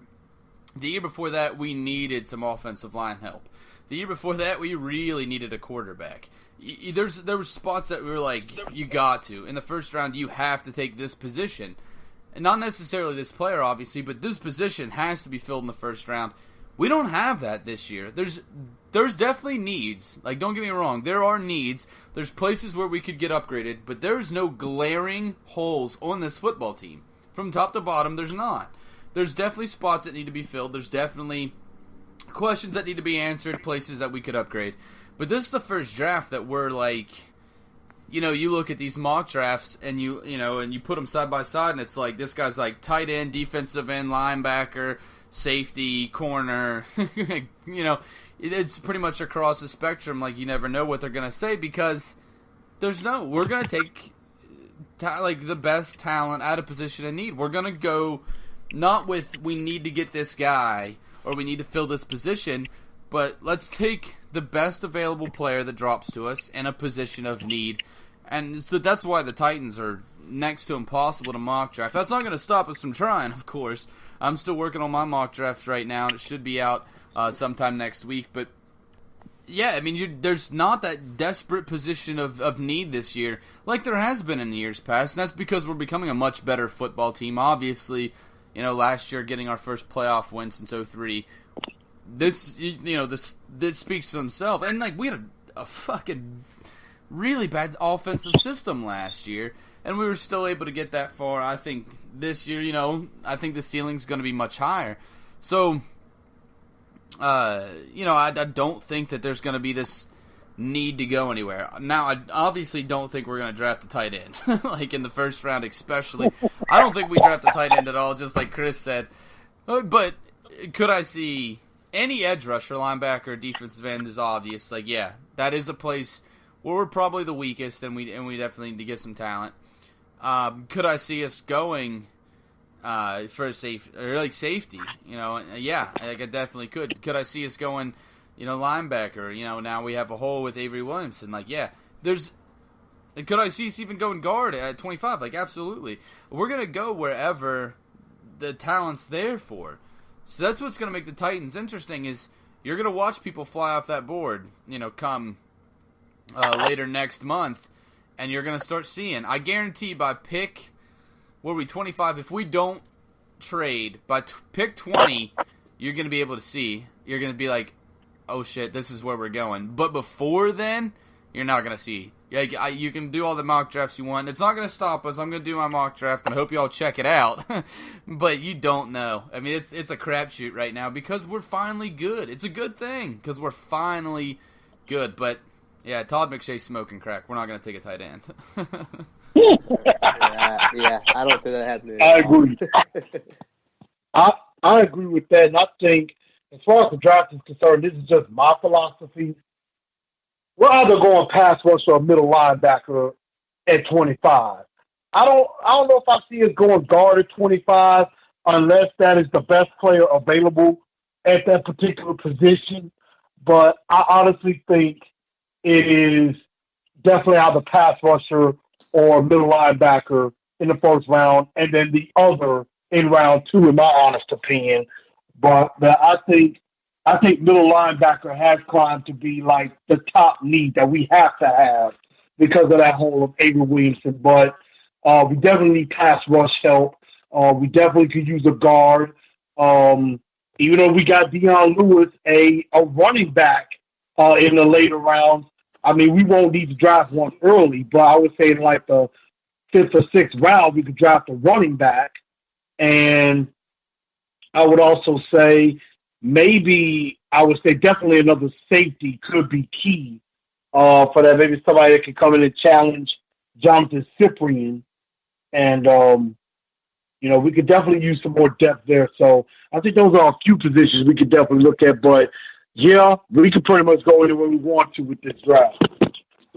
As for me right now, it changes a lot, with the draft. You're changing week to week, day to day. But I've been watching tape since about early November last year, and I think right now we have to go defensive tackle because there's top 3 in this draft: Deron Payne, Vita V out of Washington, and Taven Bryan from Florida. And those are really talented guys. But after those 3 guys, and it's deep, and there's other talent in the draft at the position, but there's a big fall off. When you look at the linebacker and edge rusher position, it's pretty deep, especially at middle linebacker. Edge rusher is a little thinner, but you can find some good guys at that position in rounds 2 and 3 too. But there's a big drop off on defensive tackle after the top 3 guys. Yeah, I definitely agree. Yeah. That's, running back, obviously not a position of need for us now that we got Dion Lewis. We might see us take a guy later on in the draft, but not a position of desperate need for us at all now that we have Dion Lewis. But you look at how deep running back is. It would every year, these bigger name running backs come out, and it almost seems like every year the best running back was taken at round 3 or further back. Like almost every, you get like a Kareem Hunt, you get like an Alvin Kamara. These guys that weren't first rounders that end up being, really, really talented guys. And there's always that one guy that pops up that you're like, drafted in the 6th round, and he ends up being the leading rusher among rookies. By the way, I just wanted to pat myself on the back. This has nothing to do with anything, but I said, even when Juju Smith-Schuster fell last year, I said that was a mistake and he was going to be one of the better wide receivers, and I was right. So I just wanted to pat myself on the back there real quick. But getting back in the draft club, I mean, Nick, you don't know. The Titans are hard right now. They're so hard to pick because I agree with you, and I think that Vita Vea is one of the best overall players in this draft. I just got done watching his tape, and it's unreal. There's a lot of guys that I think are really good, but at 25, it's so hard to pick because you don't know what's going to happen ahead of us. And then we're going to go best available player probably the first 2 rounds, or trade, and then from there on, I think based on what we got in the first 2 rounds, you'll see us address other needs. Yeah. Okay, and I would bet. Do what? One bet. I just want to make one bet. One bet on the draft that I know for sure is going to happen. We're going to make a trade somewhere. I don't think anybody's going to take that bet. I absolutely agree with that. I mean, I think he's definitely going to trade, and do not be surprised if it's at 25 and trade back in the draft. I think he could trade back, and I mean, with Indianapolis just completely screwing up everything for us. Well, really, the Jets screwed that up. I mean, really, to be honest, I think either Cleveland or Indy may want to trade up or something like that late in the first round. Maybe we can steal a couple of their picks from them. So I could see trading back definitely being a possibility. I don't really see us trading up, but I agree with you, Cody. I think a trade is guaranteed to happen. I definitely think that. I mean, you look at John Robinson's history drafting. He likes to draft capital, and who doesn't? He's going to trade back. I think it's almost guaranteed if he has to get the offer, right? The offer has to be there. But if he gets it, we're going to trade back in our first 2 picks to get some more draft capital. We have 6 picks going right now. We're going to want more than that. He's going to want more than that. I definitely, you see people all the time, and Jim White talked about this, talking about us trading up and getting Chubb, or trading up and getting a guy like Vey, or trading up, for this guy and that guy. I don't think it's going to happen. It's not very likely at all. One, to trade up that high to get Chubb, you're going to have to give away at the barn. That's what, Jim White was talking about, and it's 100% true. But even to trade up to 15, 20, we're going to have to give up a decent amount, and I think that it's much more likely that we trade 25 back than we trade 25 up. Agreed. And I just think if you're going to do that, if you're going to trade up, it better be for your number 1 guy on the board, and you feel like there's no way on God's green earth he'll be at 25, or you want him and absolutely nobody else. That's the only way I see it happening, and no, it's too much. There's a lot of good players that'll still be on the board that you can go with, so I wouldn't do it. I got to disagree just a little bit. I think with those 3 defensive tackles, if 2 of them go off the board and we're only about 4 or 5, maybe less than that, picks back, I believe we'd trade up to pull the trigger on that. Because like I said, from what I've watched and what I believe there's a big drop-off in talent from those top 3 going on down. Each one's good at different things as well, and I think we could get a lot of production out of any of them, but that'd be the only way I'd see us trading up. And when I said I'd like to bet on a trade earlier, I just meant a trade in general. It don't have to be the first round. It could be later, middle, early, whenever. I just know there's going to be a trade somewhere. Right, and I think you'd be hard-pressed to find someone that wants to give you their money on that trade. No, but I mean, maybe. If we're going to trade up, it's not going to be a big one. The only reason you trade up into the top 5, is you think that guy's going to be your franchise quarterback. Like, you're not trading from 25 to 5 for anybody other than a franchise quarterback. I mean, you look at the Jets right now, it's obvious that they're going to take a QB. What they gave up to get up there, drafting anything else would be a bust. It would be a terrible pick, because you're going to find good running backs throughout the draft. Maybe not guys that are going to be as good as Barkley, but you're going to find good running backs throughout the draft. You're going to be able to find,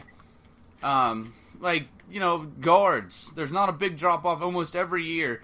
The guards throughout the draft are pretty solid. You're never going to trade up for, safety. Positions of any position where, speed matters, but it's not integral to the position like corner, and any position that like heavily valued, like quarterback, defensive end. Like you could trade up a little bit to get a defensive tackle. You're not going to trade up a lot though, and I think that you're going to see a player fall, and they're going to be as soon as they start saying, "Man, I can't believe this guy fell," and you're getting close to that 25th pick.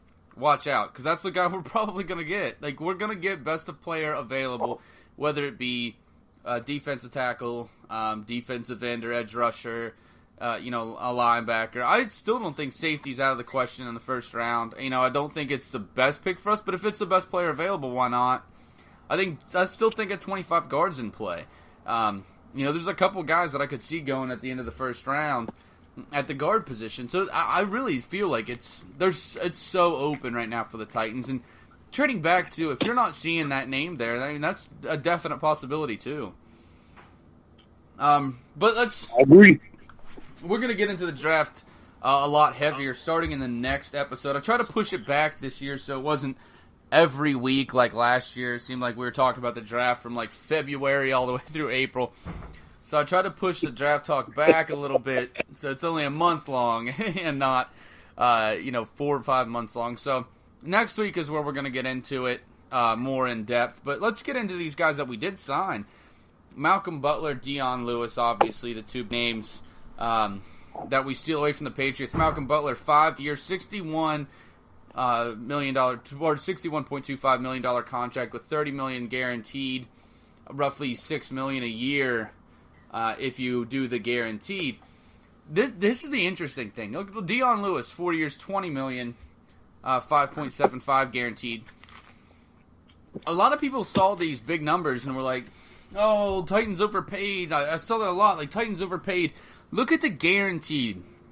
Guaranteed money is the only money that you should really ever look at in a contract.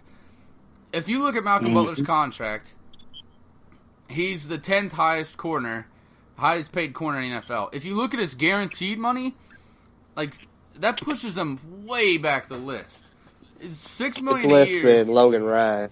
Exactly. Yeah. Dion Lewis, it's 1 point. He's right now the 11th highest paid running back. If you look at total money, it's less than $1.5 million a year. It's less than Derrick Henry. If you look at just guaranteed money per year, less than what Derrick Henry's making in total money, and he's on a rookie contract. The only issue with that is, though, when you got it in there, in the contracts, when it counts towards your salary cap, you got to be able to cover it because it's mostly incentive based. You got to be able to cover it, so you can't spend that money other places either. That's the only issue. That's but true, that but will roll over if they don't get it. Exactly. That's the point. Is it'll start rolling over. Next year will roll over a little bit more next year. That's where John Robinson's true genius comes in. I think he's a great trade maker. I think we've seen that. I think he's very, very smart about who he takes in free agency. But the contracts, I think, is what makes John Robinson a true genius. They're front-loaded.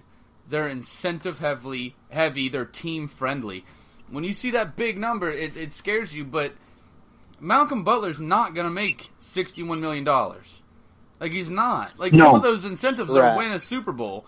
Some of those incentives are be first-team All-Pro. And I like Malcolm Butler a lot. I think he's going to be a great addition. I don't think he's going to be first-team All-Pro. I don't. A lot of those incentives are so impossible to reach that you'll never reach. No player has ever, in the history of the NFL, hit all of their incentives. It's never happened, and it never will. Yeah. Right. So, I agree. And I think also with that is that, like right now, neither one of them are heavy. You got to look at the cap numbers. And that's the main important part. It's not necessarily the money, but it's the cap number. And I'm probably incorrect on this particular number, but his cap number is not extremely high next year. I think his cap number is right at under 6 for this year. Now, I think it goes up to 10 or 12 next year, but his cap numbers will not be astronomically high. It's like 10, 12, and that's about it after the next couple of years. And, like you said, they could get out of it. They really set it up to where after the first 2 years, if they're not satisfied with them, they could cut them before year 3. You're exactly right. These are front-loaded, incentive-heavy contracts. And that makes it incredibly team-friendly. The cap space that we're going to have after the second, third year of these players is astronomical. And we were talking about it before the show, guys, and you both agree with me. John Robinson set this up, so we were never going to want for cap. We're never going to be in a position where we're too broke to go after people. Where we're too broke to be a player in free agency. Where we have to cut guys in order to make room. We're never going to be in that position because these contracts are genius. They're front-loaded.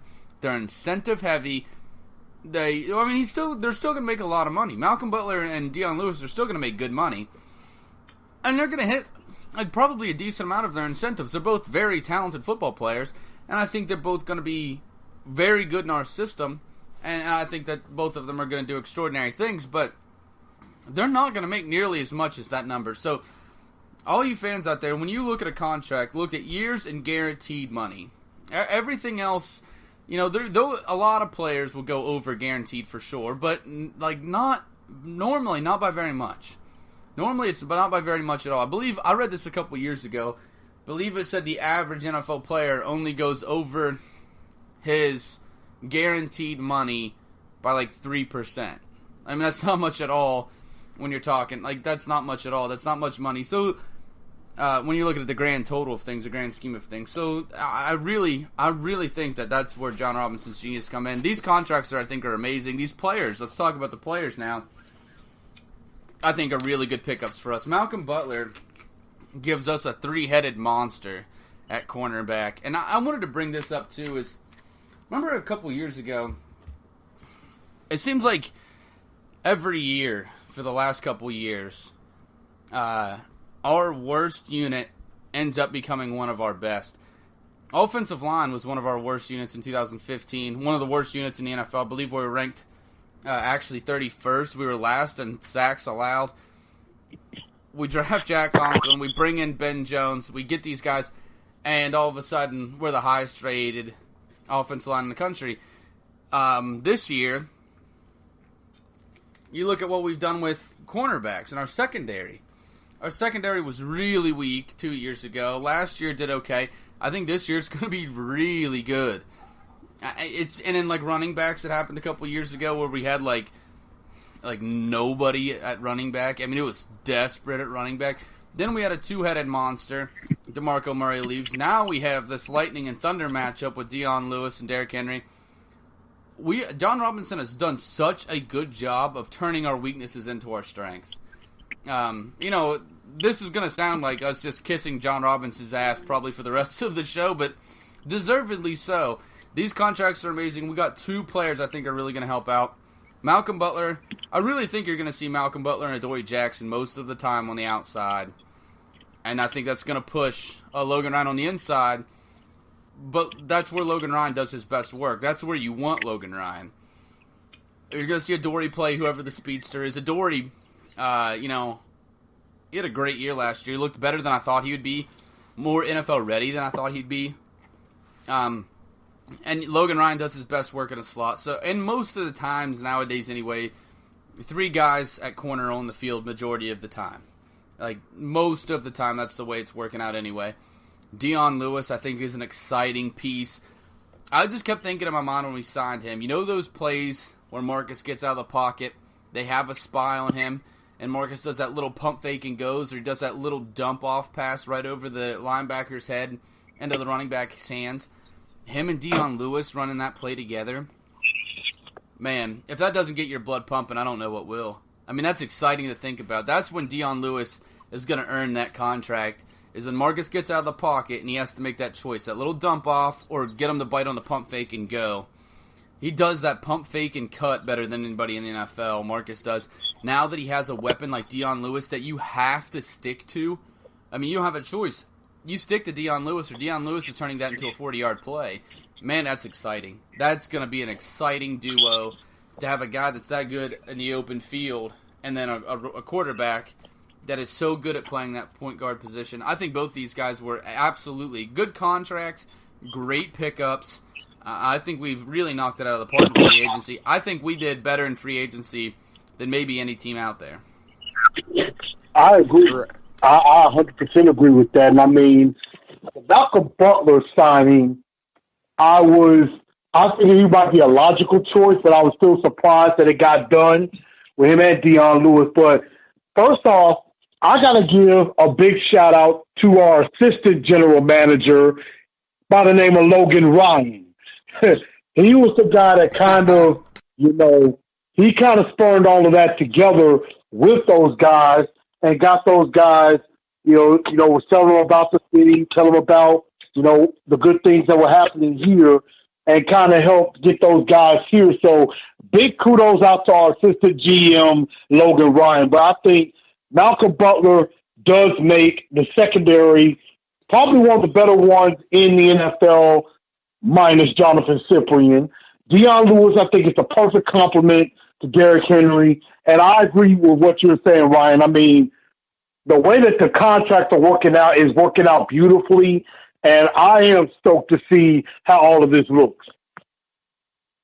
Right. I like both of these players for a lot of different reasons. And we was made the butt of a lot of jokes. And I'm sure you guys seen it too, the Patriots logo with blue on it, with a T on the hat, calling us the Tennessee Patriots. But I really like both these guys. When it comes to Malcolm Butler, it's kind of like when I seen the signing, it didn't really surprise me. It's kind of like, I figured we was going to go after him. If he would have signed with someone else and I would have looked at the money, I was like, I guess that's why we didn't. But it's kind of one of those things.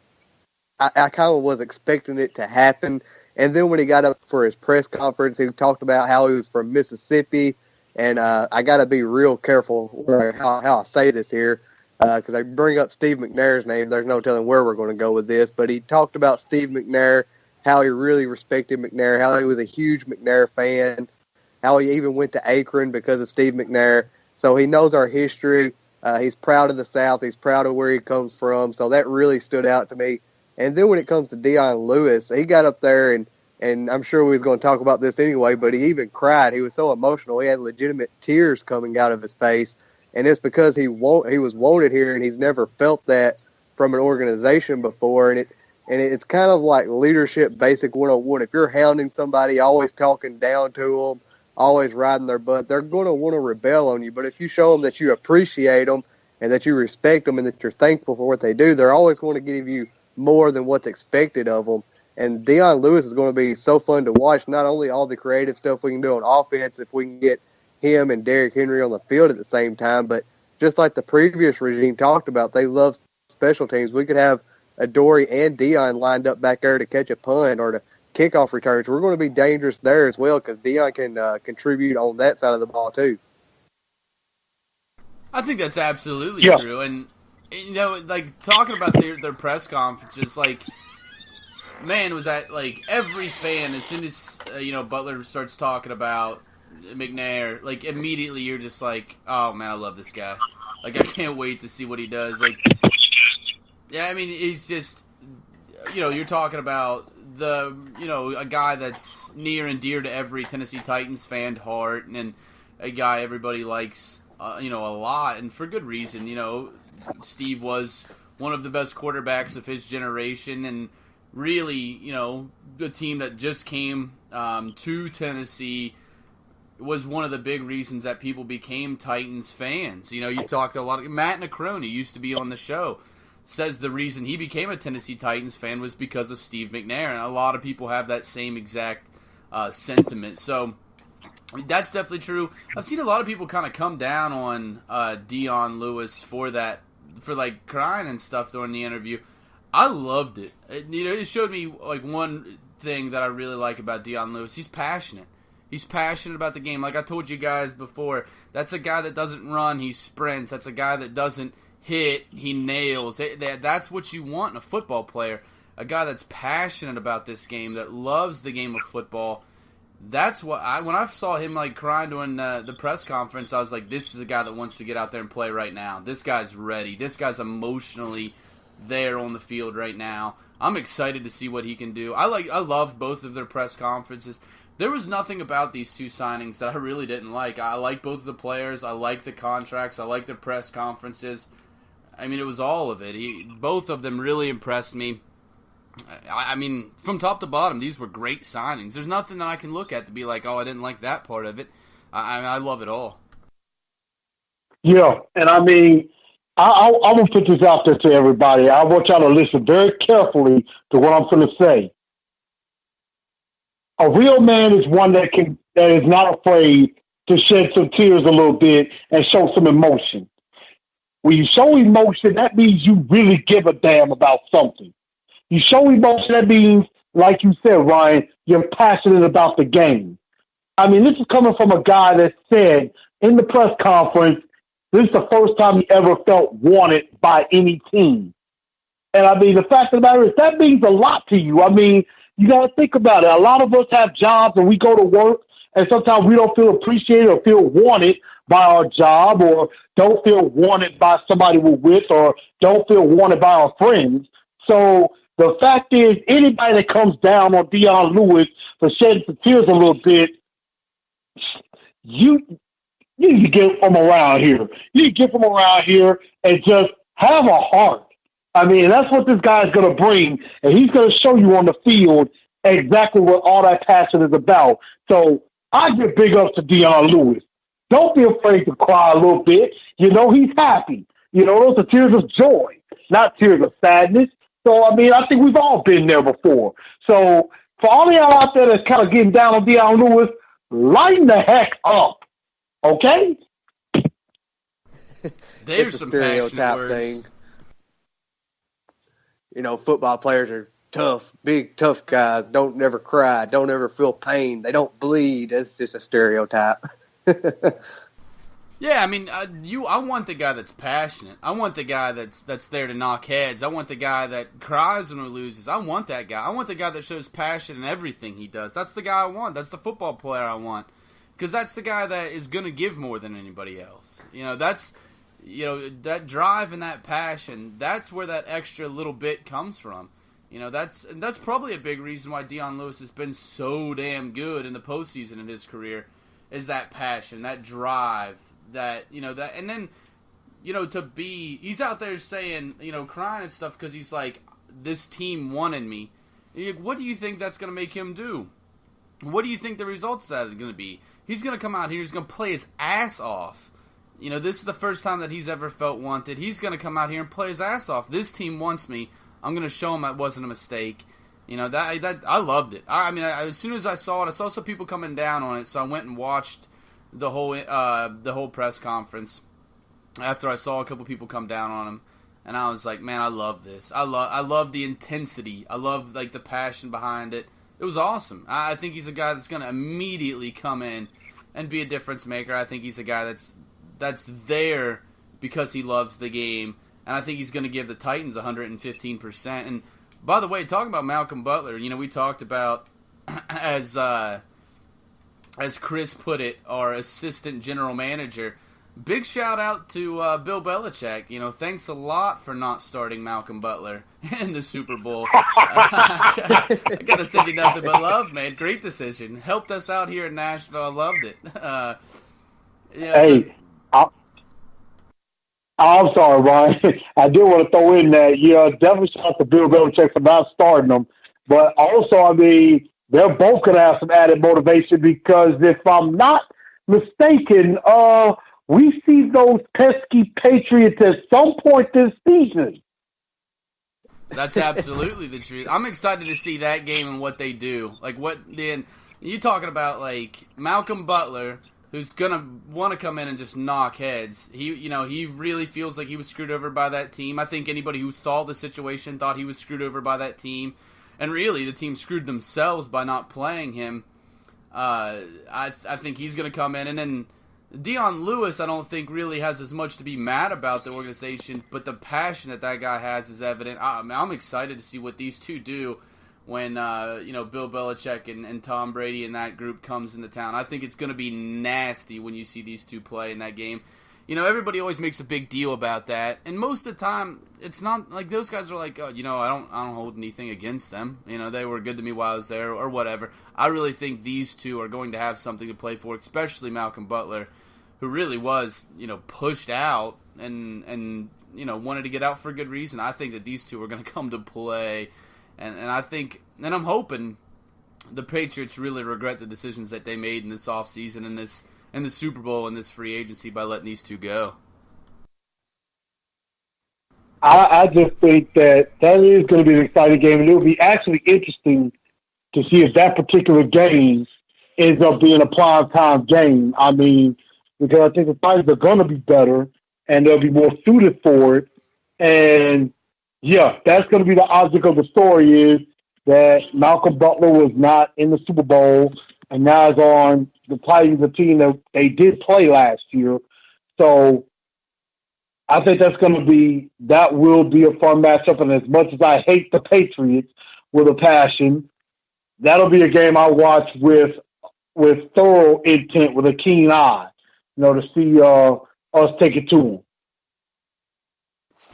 No, I absolutely agree. We talked about this next year, guys. Marcus, Lawan, Arakpo, Morgan, Delaney Walker, Rashard Matthews. 6 of our top 10 most expensive contracts are going to be coming up. Tough decisions are going to be made next year, but I think we've done a really good job. We talked about this with John Robinson. Right now with $42 million, just over $42 million left in cap space. Last year we rolled over $30 million. I think that's going to be even a little higher. I think we're going to have a lot of money next year in order to get these done. I think you're going to see us sign probably Marcus. I was going to say Marcus Lawan, but you're probably going to go Marcus first this year before this season even starts. And then you'll see Lawan's definitely going to get a contract. I think Arakpo and Morgan, that's where you might, it depends on what, price points they want to hit. Delaney Walker's another one, which is going to suck to see these guys leave, but it could be a real possibility. I think Matthews is a no-brainer. You re-sign him because of the age is on his side. But the good news is all these front-loaded contracts, the rollover is going to be big every single year. You're going to have cap space every single year. But before we get out of free agency, guys, let's talk about Sue. This is the big thing. I talked a little bit with Jim White earlier.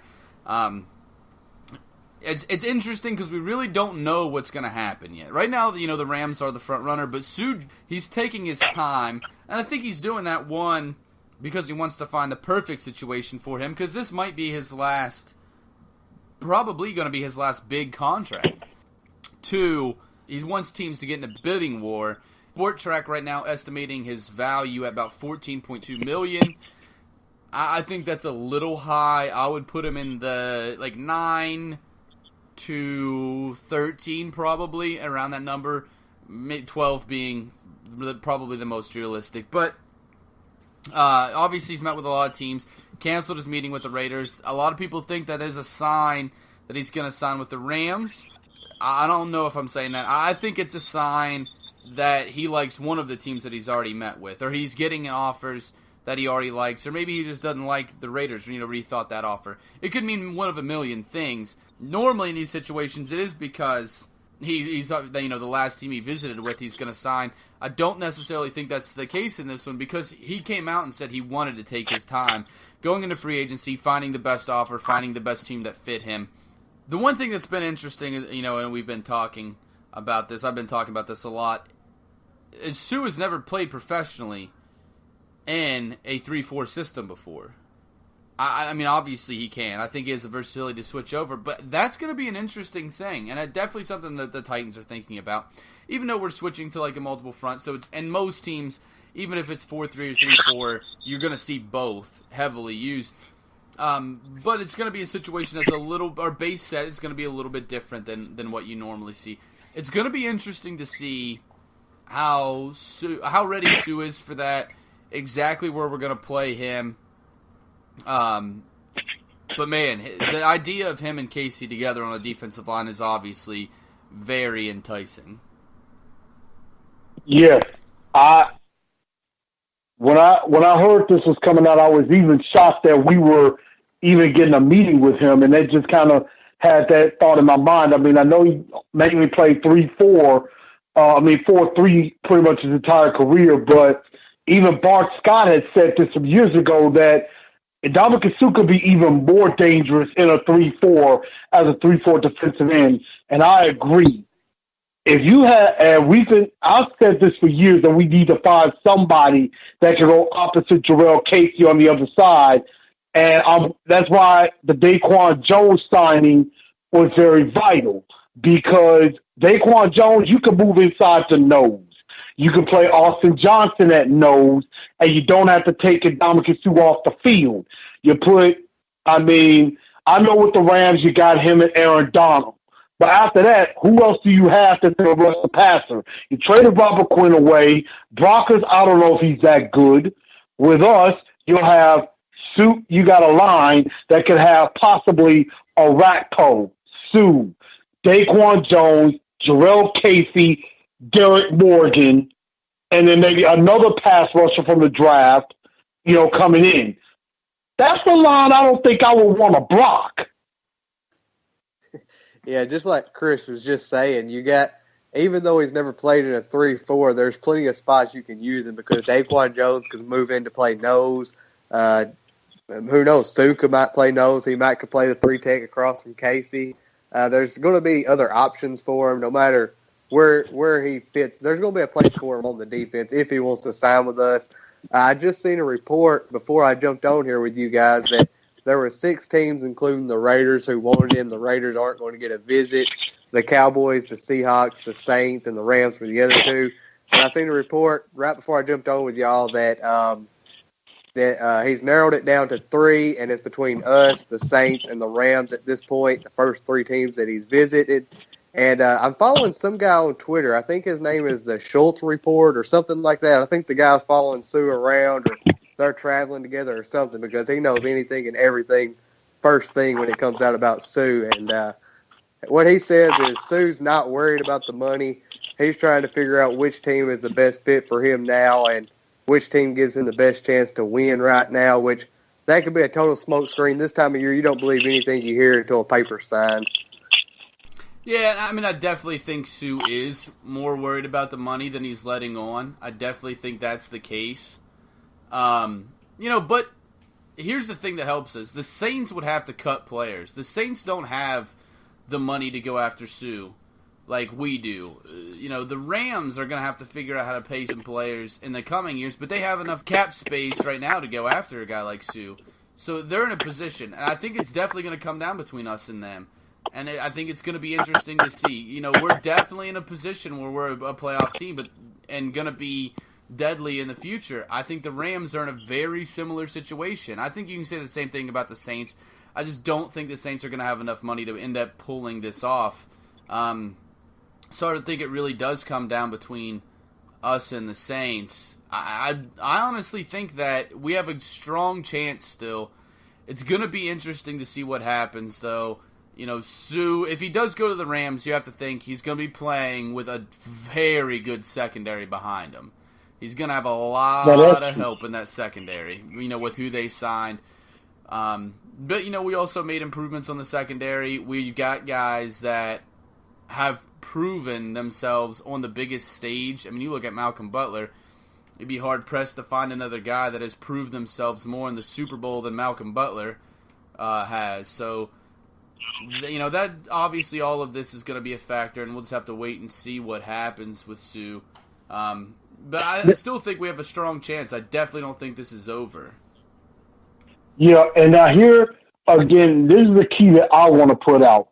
Now, true enough, if he goes to the Rams, which I'm pretty sure they are the fronts in this, and I'm not knocking us out by any means because I think we got a great shot at getting him too. Here's the thing about it. The problem that the Rams are going to possibly run into, they only have about $25 million in cap space as of right now. Aaron Donald is going into his 5th-year option. Now, eventually, they're going to have to pay him. And they're also going to have to find a way to pay Marcus Peters or Keith to leave at some point in the future. And, there are some Rams reporters. I think another guy by the name of Alden Gonzalez, I believe, is one of the reporters out there. He doesn't think it's a good idea to bring Suh in to the Rams because there's a very good chance that even though this could work out now, they could end up alienating Aaron Donald even more, saying, okay, you're bringing in this outside guy, but you're not going to pay me, and I just won Defensive Player of the Year. And, and Aaron Donald did hold out last year.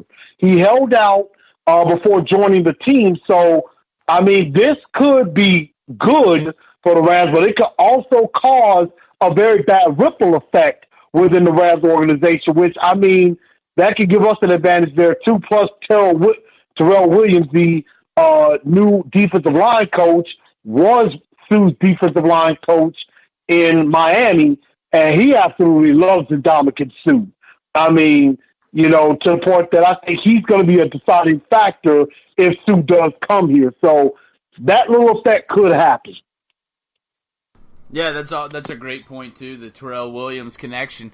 It'll be interesting to see what happens, man. You know, we have to wait and see. I don't think there's really any clear indication yet. I know a lot of people thought that because he canceled it, the Raiders meeting right after he met with them, that it was a done deal. I definitely don't think that's the case. I truly feel like it's going to be between us and the Rams.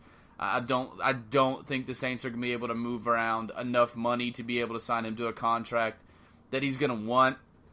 And I, you know, he says that he's not worried about the money, but he's going to want to get paid. And the only people that are going to be able to do that is us and the Rams. If it does come down to a bidding war, we do have the money to outbid everybody that's involved, obviously, you know, with what Chris just told you. But how much really do you want to pay this guy, you know, is definitely going to be a big question. You know, we don't want to throw, you know, the whole farm at him with all that we have coming up next year. So definitely something that we're going to keep our eye on. But Cody, you had a neat idea on the close here. We'll come to it. Talking about, with all the additions that we've made, and, you know, Sue being another possibility, what does our Super Bowl chances look like right now pre-draft? So I'm going to ask you two what you guys think. Like, what possibilities do you think for the Tennessee Titans making a run at the Lombardi Trophy this year? I think they're definitely trying. And this just kind of dawned on me while we was recording it. We was talking about the Patriots and stuff, and you go back and you think that the Patriots won a Super Bowl with Malcolm Butler and Logan Ryan as their starting cornerback, so we know that they're good enough to win a Super Bowl starting. Then you look back to last offseason, about a year ago from today, all the fans were just, we were in good cap space, but all the fans were like, all these big names were signing, and everybody's like, what's going on? We're not signing anybody. We're not doing anything. You know, they're like poking us with a stick, telling us to do something, and we didn't do nothing. And then this year, we made coaching staff changes. We went out, got some big names, got some notable people, some people who have very good reputations around the league and college. We went out and got some big free agency signings, two of them being from the Patriots. And now we're going after one of the best defensive linemen in the NFL. So right now we could be making a legitimate Super Bowl run or push anyway. And Marcus being on a rookie contract right now, this is the time to do it. While quarterbacks are on their rookie contract is when your Super Bowl window is the most open. You kind of look back at the Seattle Seahawks, most notably when Russell Wilson was on his rookie contract. And now that he's in his big deal, the team's kind of falling apart. So right now is the time to do it. Our biggest issue is, though, the Houston Texans are really good on their Super Bowl caliber defense with Deshaun Watson coming back. The Colts are getting Andrew Luck back. They got a competent GM now. The Jaguars got a Super Bowl caliber defense. So our division is really good, but we're also really good. And the AFC South is going to be a powerhouse here in the next couple of years. And I'm sure our division, the AFC South, is going to be in a Super Bowl very soon. Yeah, I definitely agree with that. I think, I don't think we'll make it to the Super Bowl this year. I think we still have a shot to make a run at it, but I think the window is definitely just starting to open for us to make a run for the next few years, because I think John Robinson is not just making these moves just for this year. You know, it does seem like he is going all in on making a big run this year.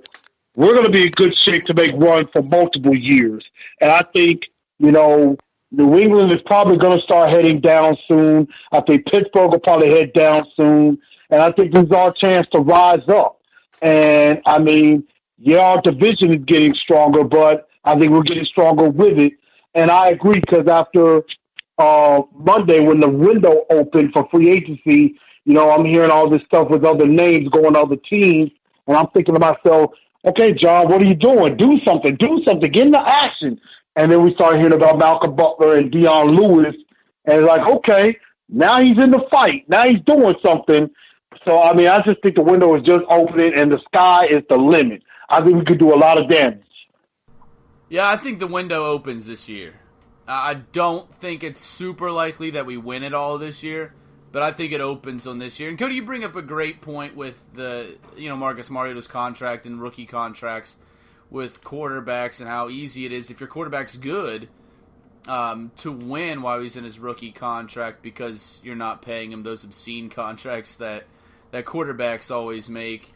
But the way that John Robinson's setting up, and Chris brought this up, our window is going to be large. It's going to take a while for us to come out of that Super Bowl window. And I definitely think that's true with the way he's working cap right now. I think this is the first year, though, it's truly going to be open. We're going to get under a new offense. That's going to take time to learn. But we're bringing in the right pieces. We're filling in the right spots. We're going to have a talented wide receiver core, I believe, this year. We're going to have talented running backs. We have a talented quarterback. Our offensive line's top 10.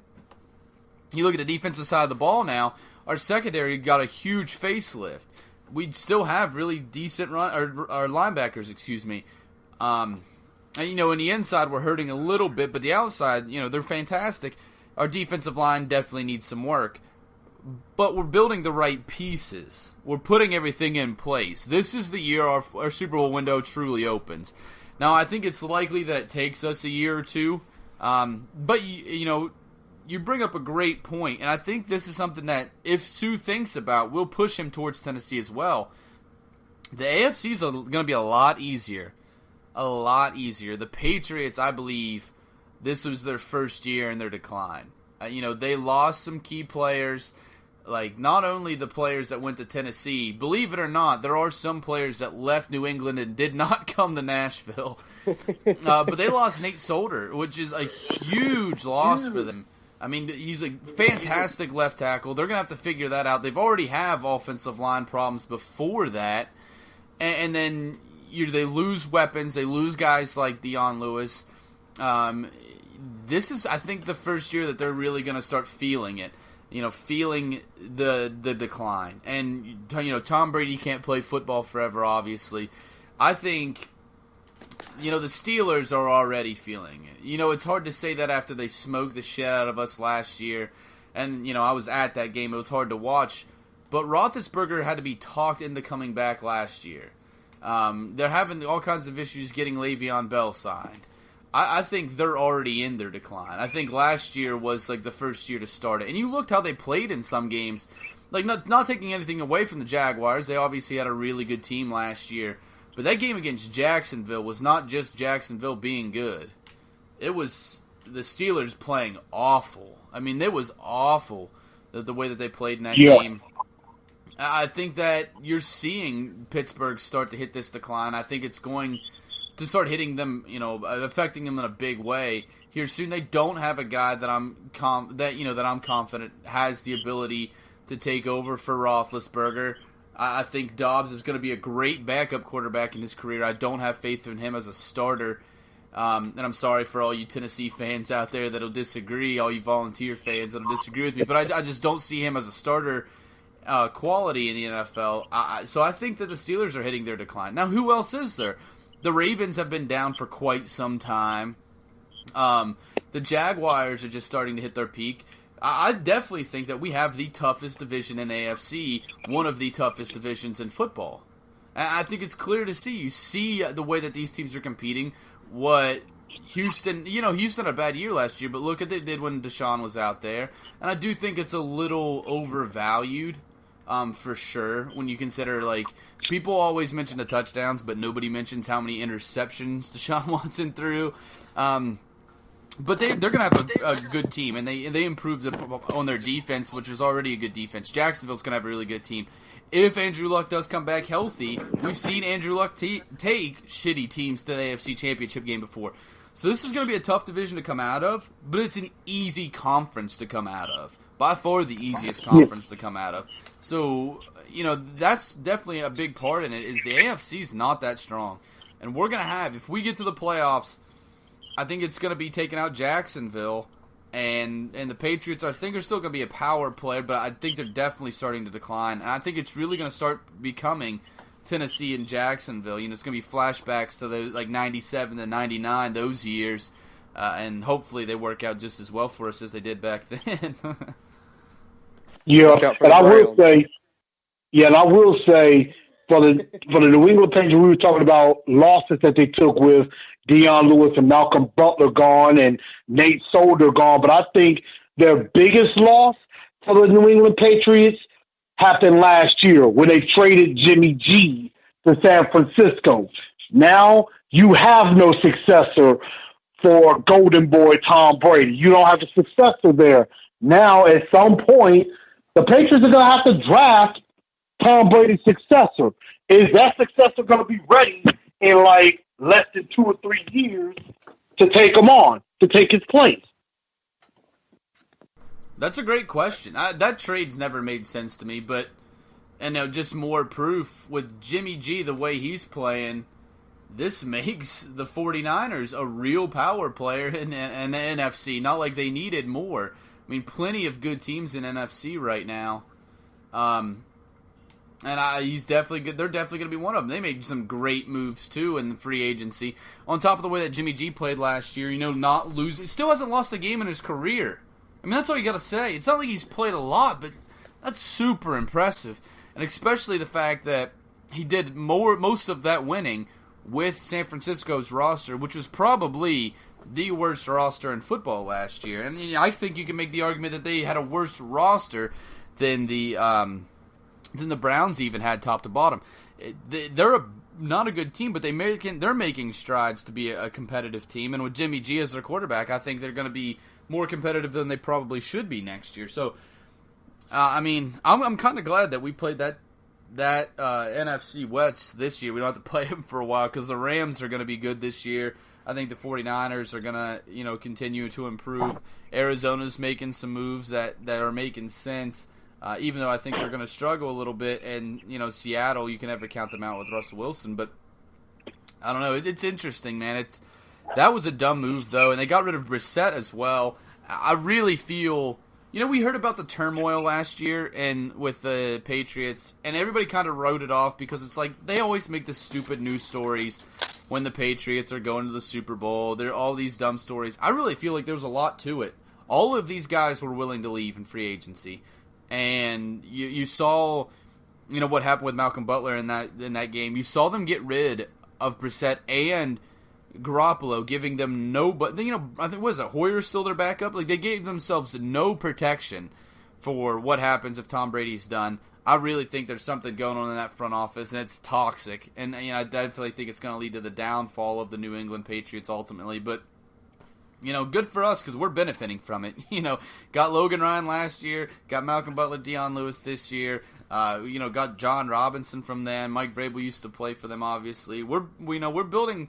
We're building our empire off of the destruction of their empire, which, that's one way to do it, and I think we're doing a good job for it. And, I'll still say we're another year out. I think we make the right moves next year, not 2018, but 2019. I think that we're going to be a very deadly team. If we keep making moves like this, and I think we will because John Robinson is a genius, that's going to be a nasty team in 2019. I think we're going to be a really good team this year. I think we're going to be, right now, I'd say probably a 10 or 11 win team. We're definitely going to be in the hunt for the AFC South champion. We're definitely going to be in the hunt in the playoffs. But next year, as the Patriots continue to slide, and then by next year, I think that Ben Roethlisberger's done anyway. I really think that you're going to see this Titans team. I think you're going to see the Titans and Jags become the top 2 teams in the AFC. Yeah, we're going to be a dangerous team next year. If you try to look past this or sleep on us like a lot of analysts did this past year, we're going to hurt you. If any team makes that mistake, they're not going to win that game when they line up across from us next year. Yeah, and I think we're going to get, and I think finally for the first time in a long time, we're going to finally get some primetime action this year. We're not just talking about one game on Thursday night. I think we're going to get I think we'll get some multiple games. So I think, we're going to finally get a little bit of respect around here. Absolutely. You're going to see Titans on Sunday nights. You're going to start seeing the Titans on Monday night games more often. Before we get out of here, guys, how excited are you about these new uniforms? I think I'm more nervous than excited. Exactly. I 100% agree with that. I 100% agree. I think I am.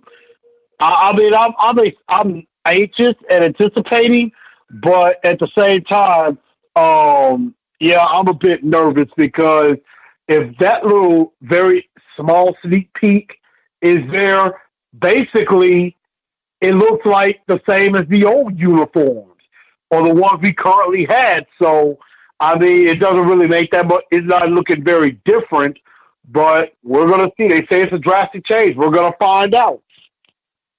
I kind of hope that it's going to be like the navy blue and the light blue on the shoulder pads, kind of like the old school jerseys, maybe a few differences, maybe look a little bit more modern with the white pants and the navy blue pinstripe on the side with the light blue outlines.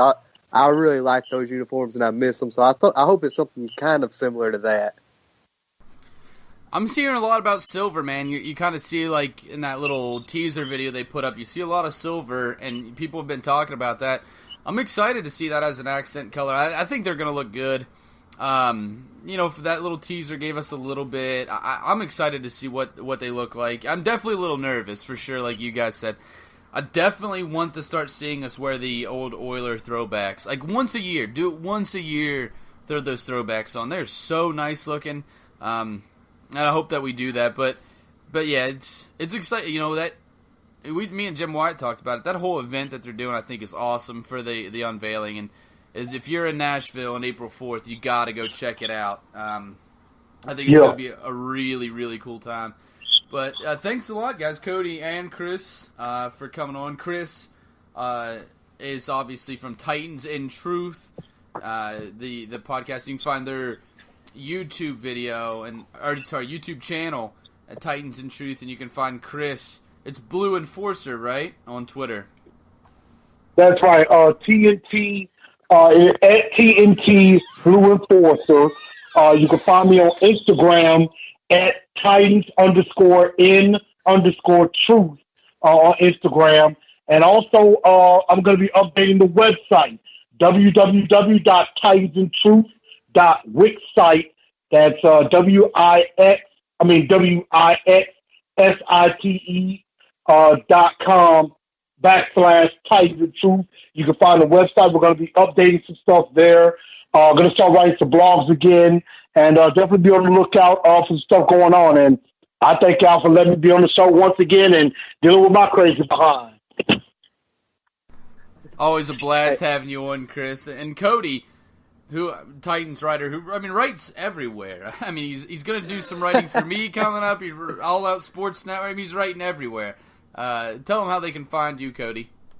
The easiest way you could find me would be on Titantown on Facebook. You can like the page. I've put all my work there. We put these podcasts up there, so it'll be easy to find me there. Thanks for having me on. It was a lot of fun again this time, too. Absolutely. Thanks, both of you, for coming on. Everybody, you can check out our Facebook page at TTU Podcast, Twitter, TTU Podcast, my personal Twitter at The Ryan Moreland, Moreland. And check out our website. We're doing some new things. I'm going to start doing some writing on there and posting stuff on there. Cody's helping me with that, bringing in a team of writers. So we're going to start doing Titans analysis, Titans news, opinions, and then some cool stories that we have. I already have a couple ideas in the works for some neat stories about some players and some stories that you might not be familiar with. Very exciting stuff. Very excited about this. So definitely check that out. That's www.ttupodcast.com. And under the news page, you can find all that. Also, obviously, you can find the links to all of our stuff, our YouTube channel, our Facebook page, our Twitter, all on TTU Podcast, as well as the schedule for the upcoming season, or, what we know of the schedule for the upcoming season. All of the TTU Podcast episodes are on there. Find a bunch of stuff, as well as the Hall of Fame, and I wanted to mention this real quick before I got out. The 2000 2018 class for the TTU Podcast Hall of Fame is being worked on right now. So that group of people that are going in the Hall of Fame will be announced here in the coming weeks. Very excited about this class. We started this last year and had a lot of fun with it and got to honor some people that do a lot for the show. So definitely going to bring that back and do it again this year. So in the next couple weeks, we'll be announcing, probably right after the draft, who enters the TTU Hall of Fame. Thanks everybody for listening and making this show not only possible, but a lot of fun to do. Thanks again to Cody and Chris, who were absolutely awesome, and an extra long episode. And a big thanks to Jim Wyatt, who came on this episode earlier. As I say each and every week, tighten up and fuck the Jags.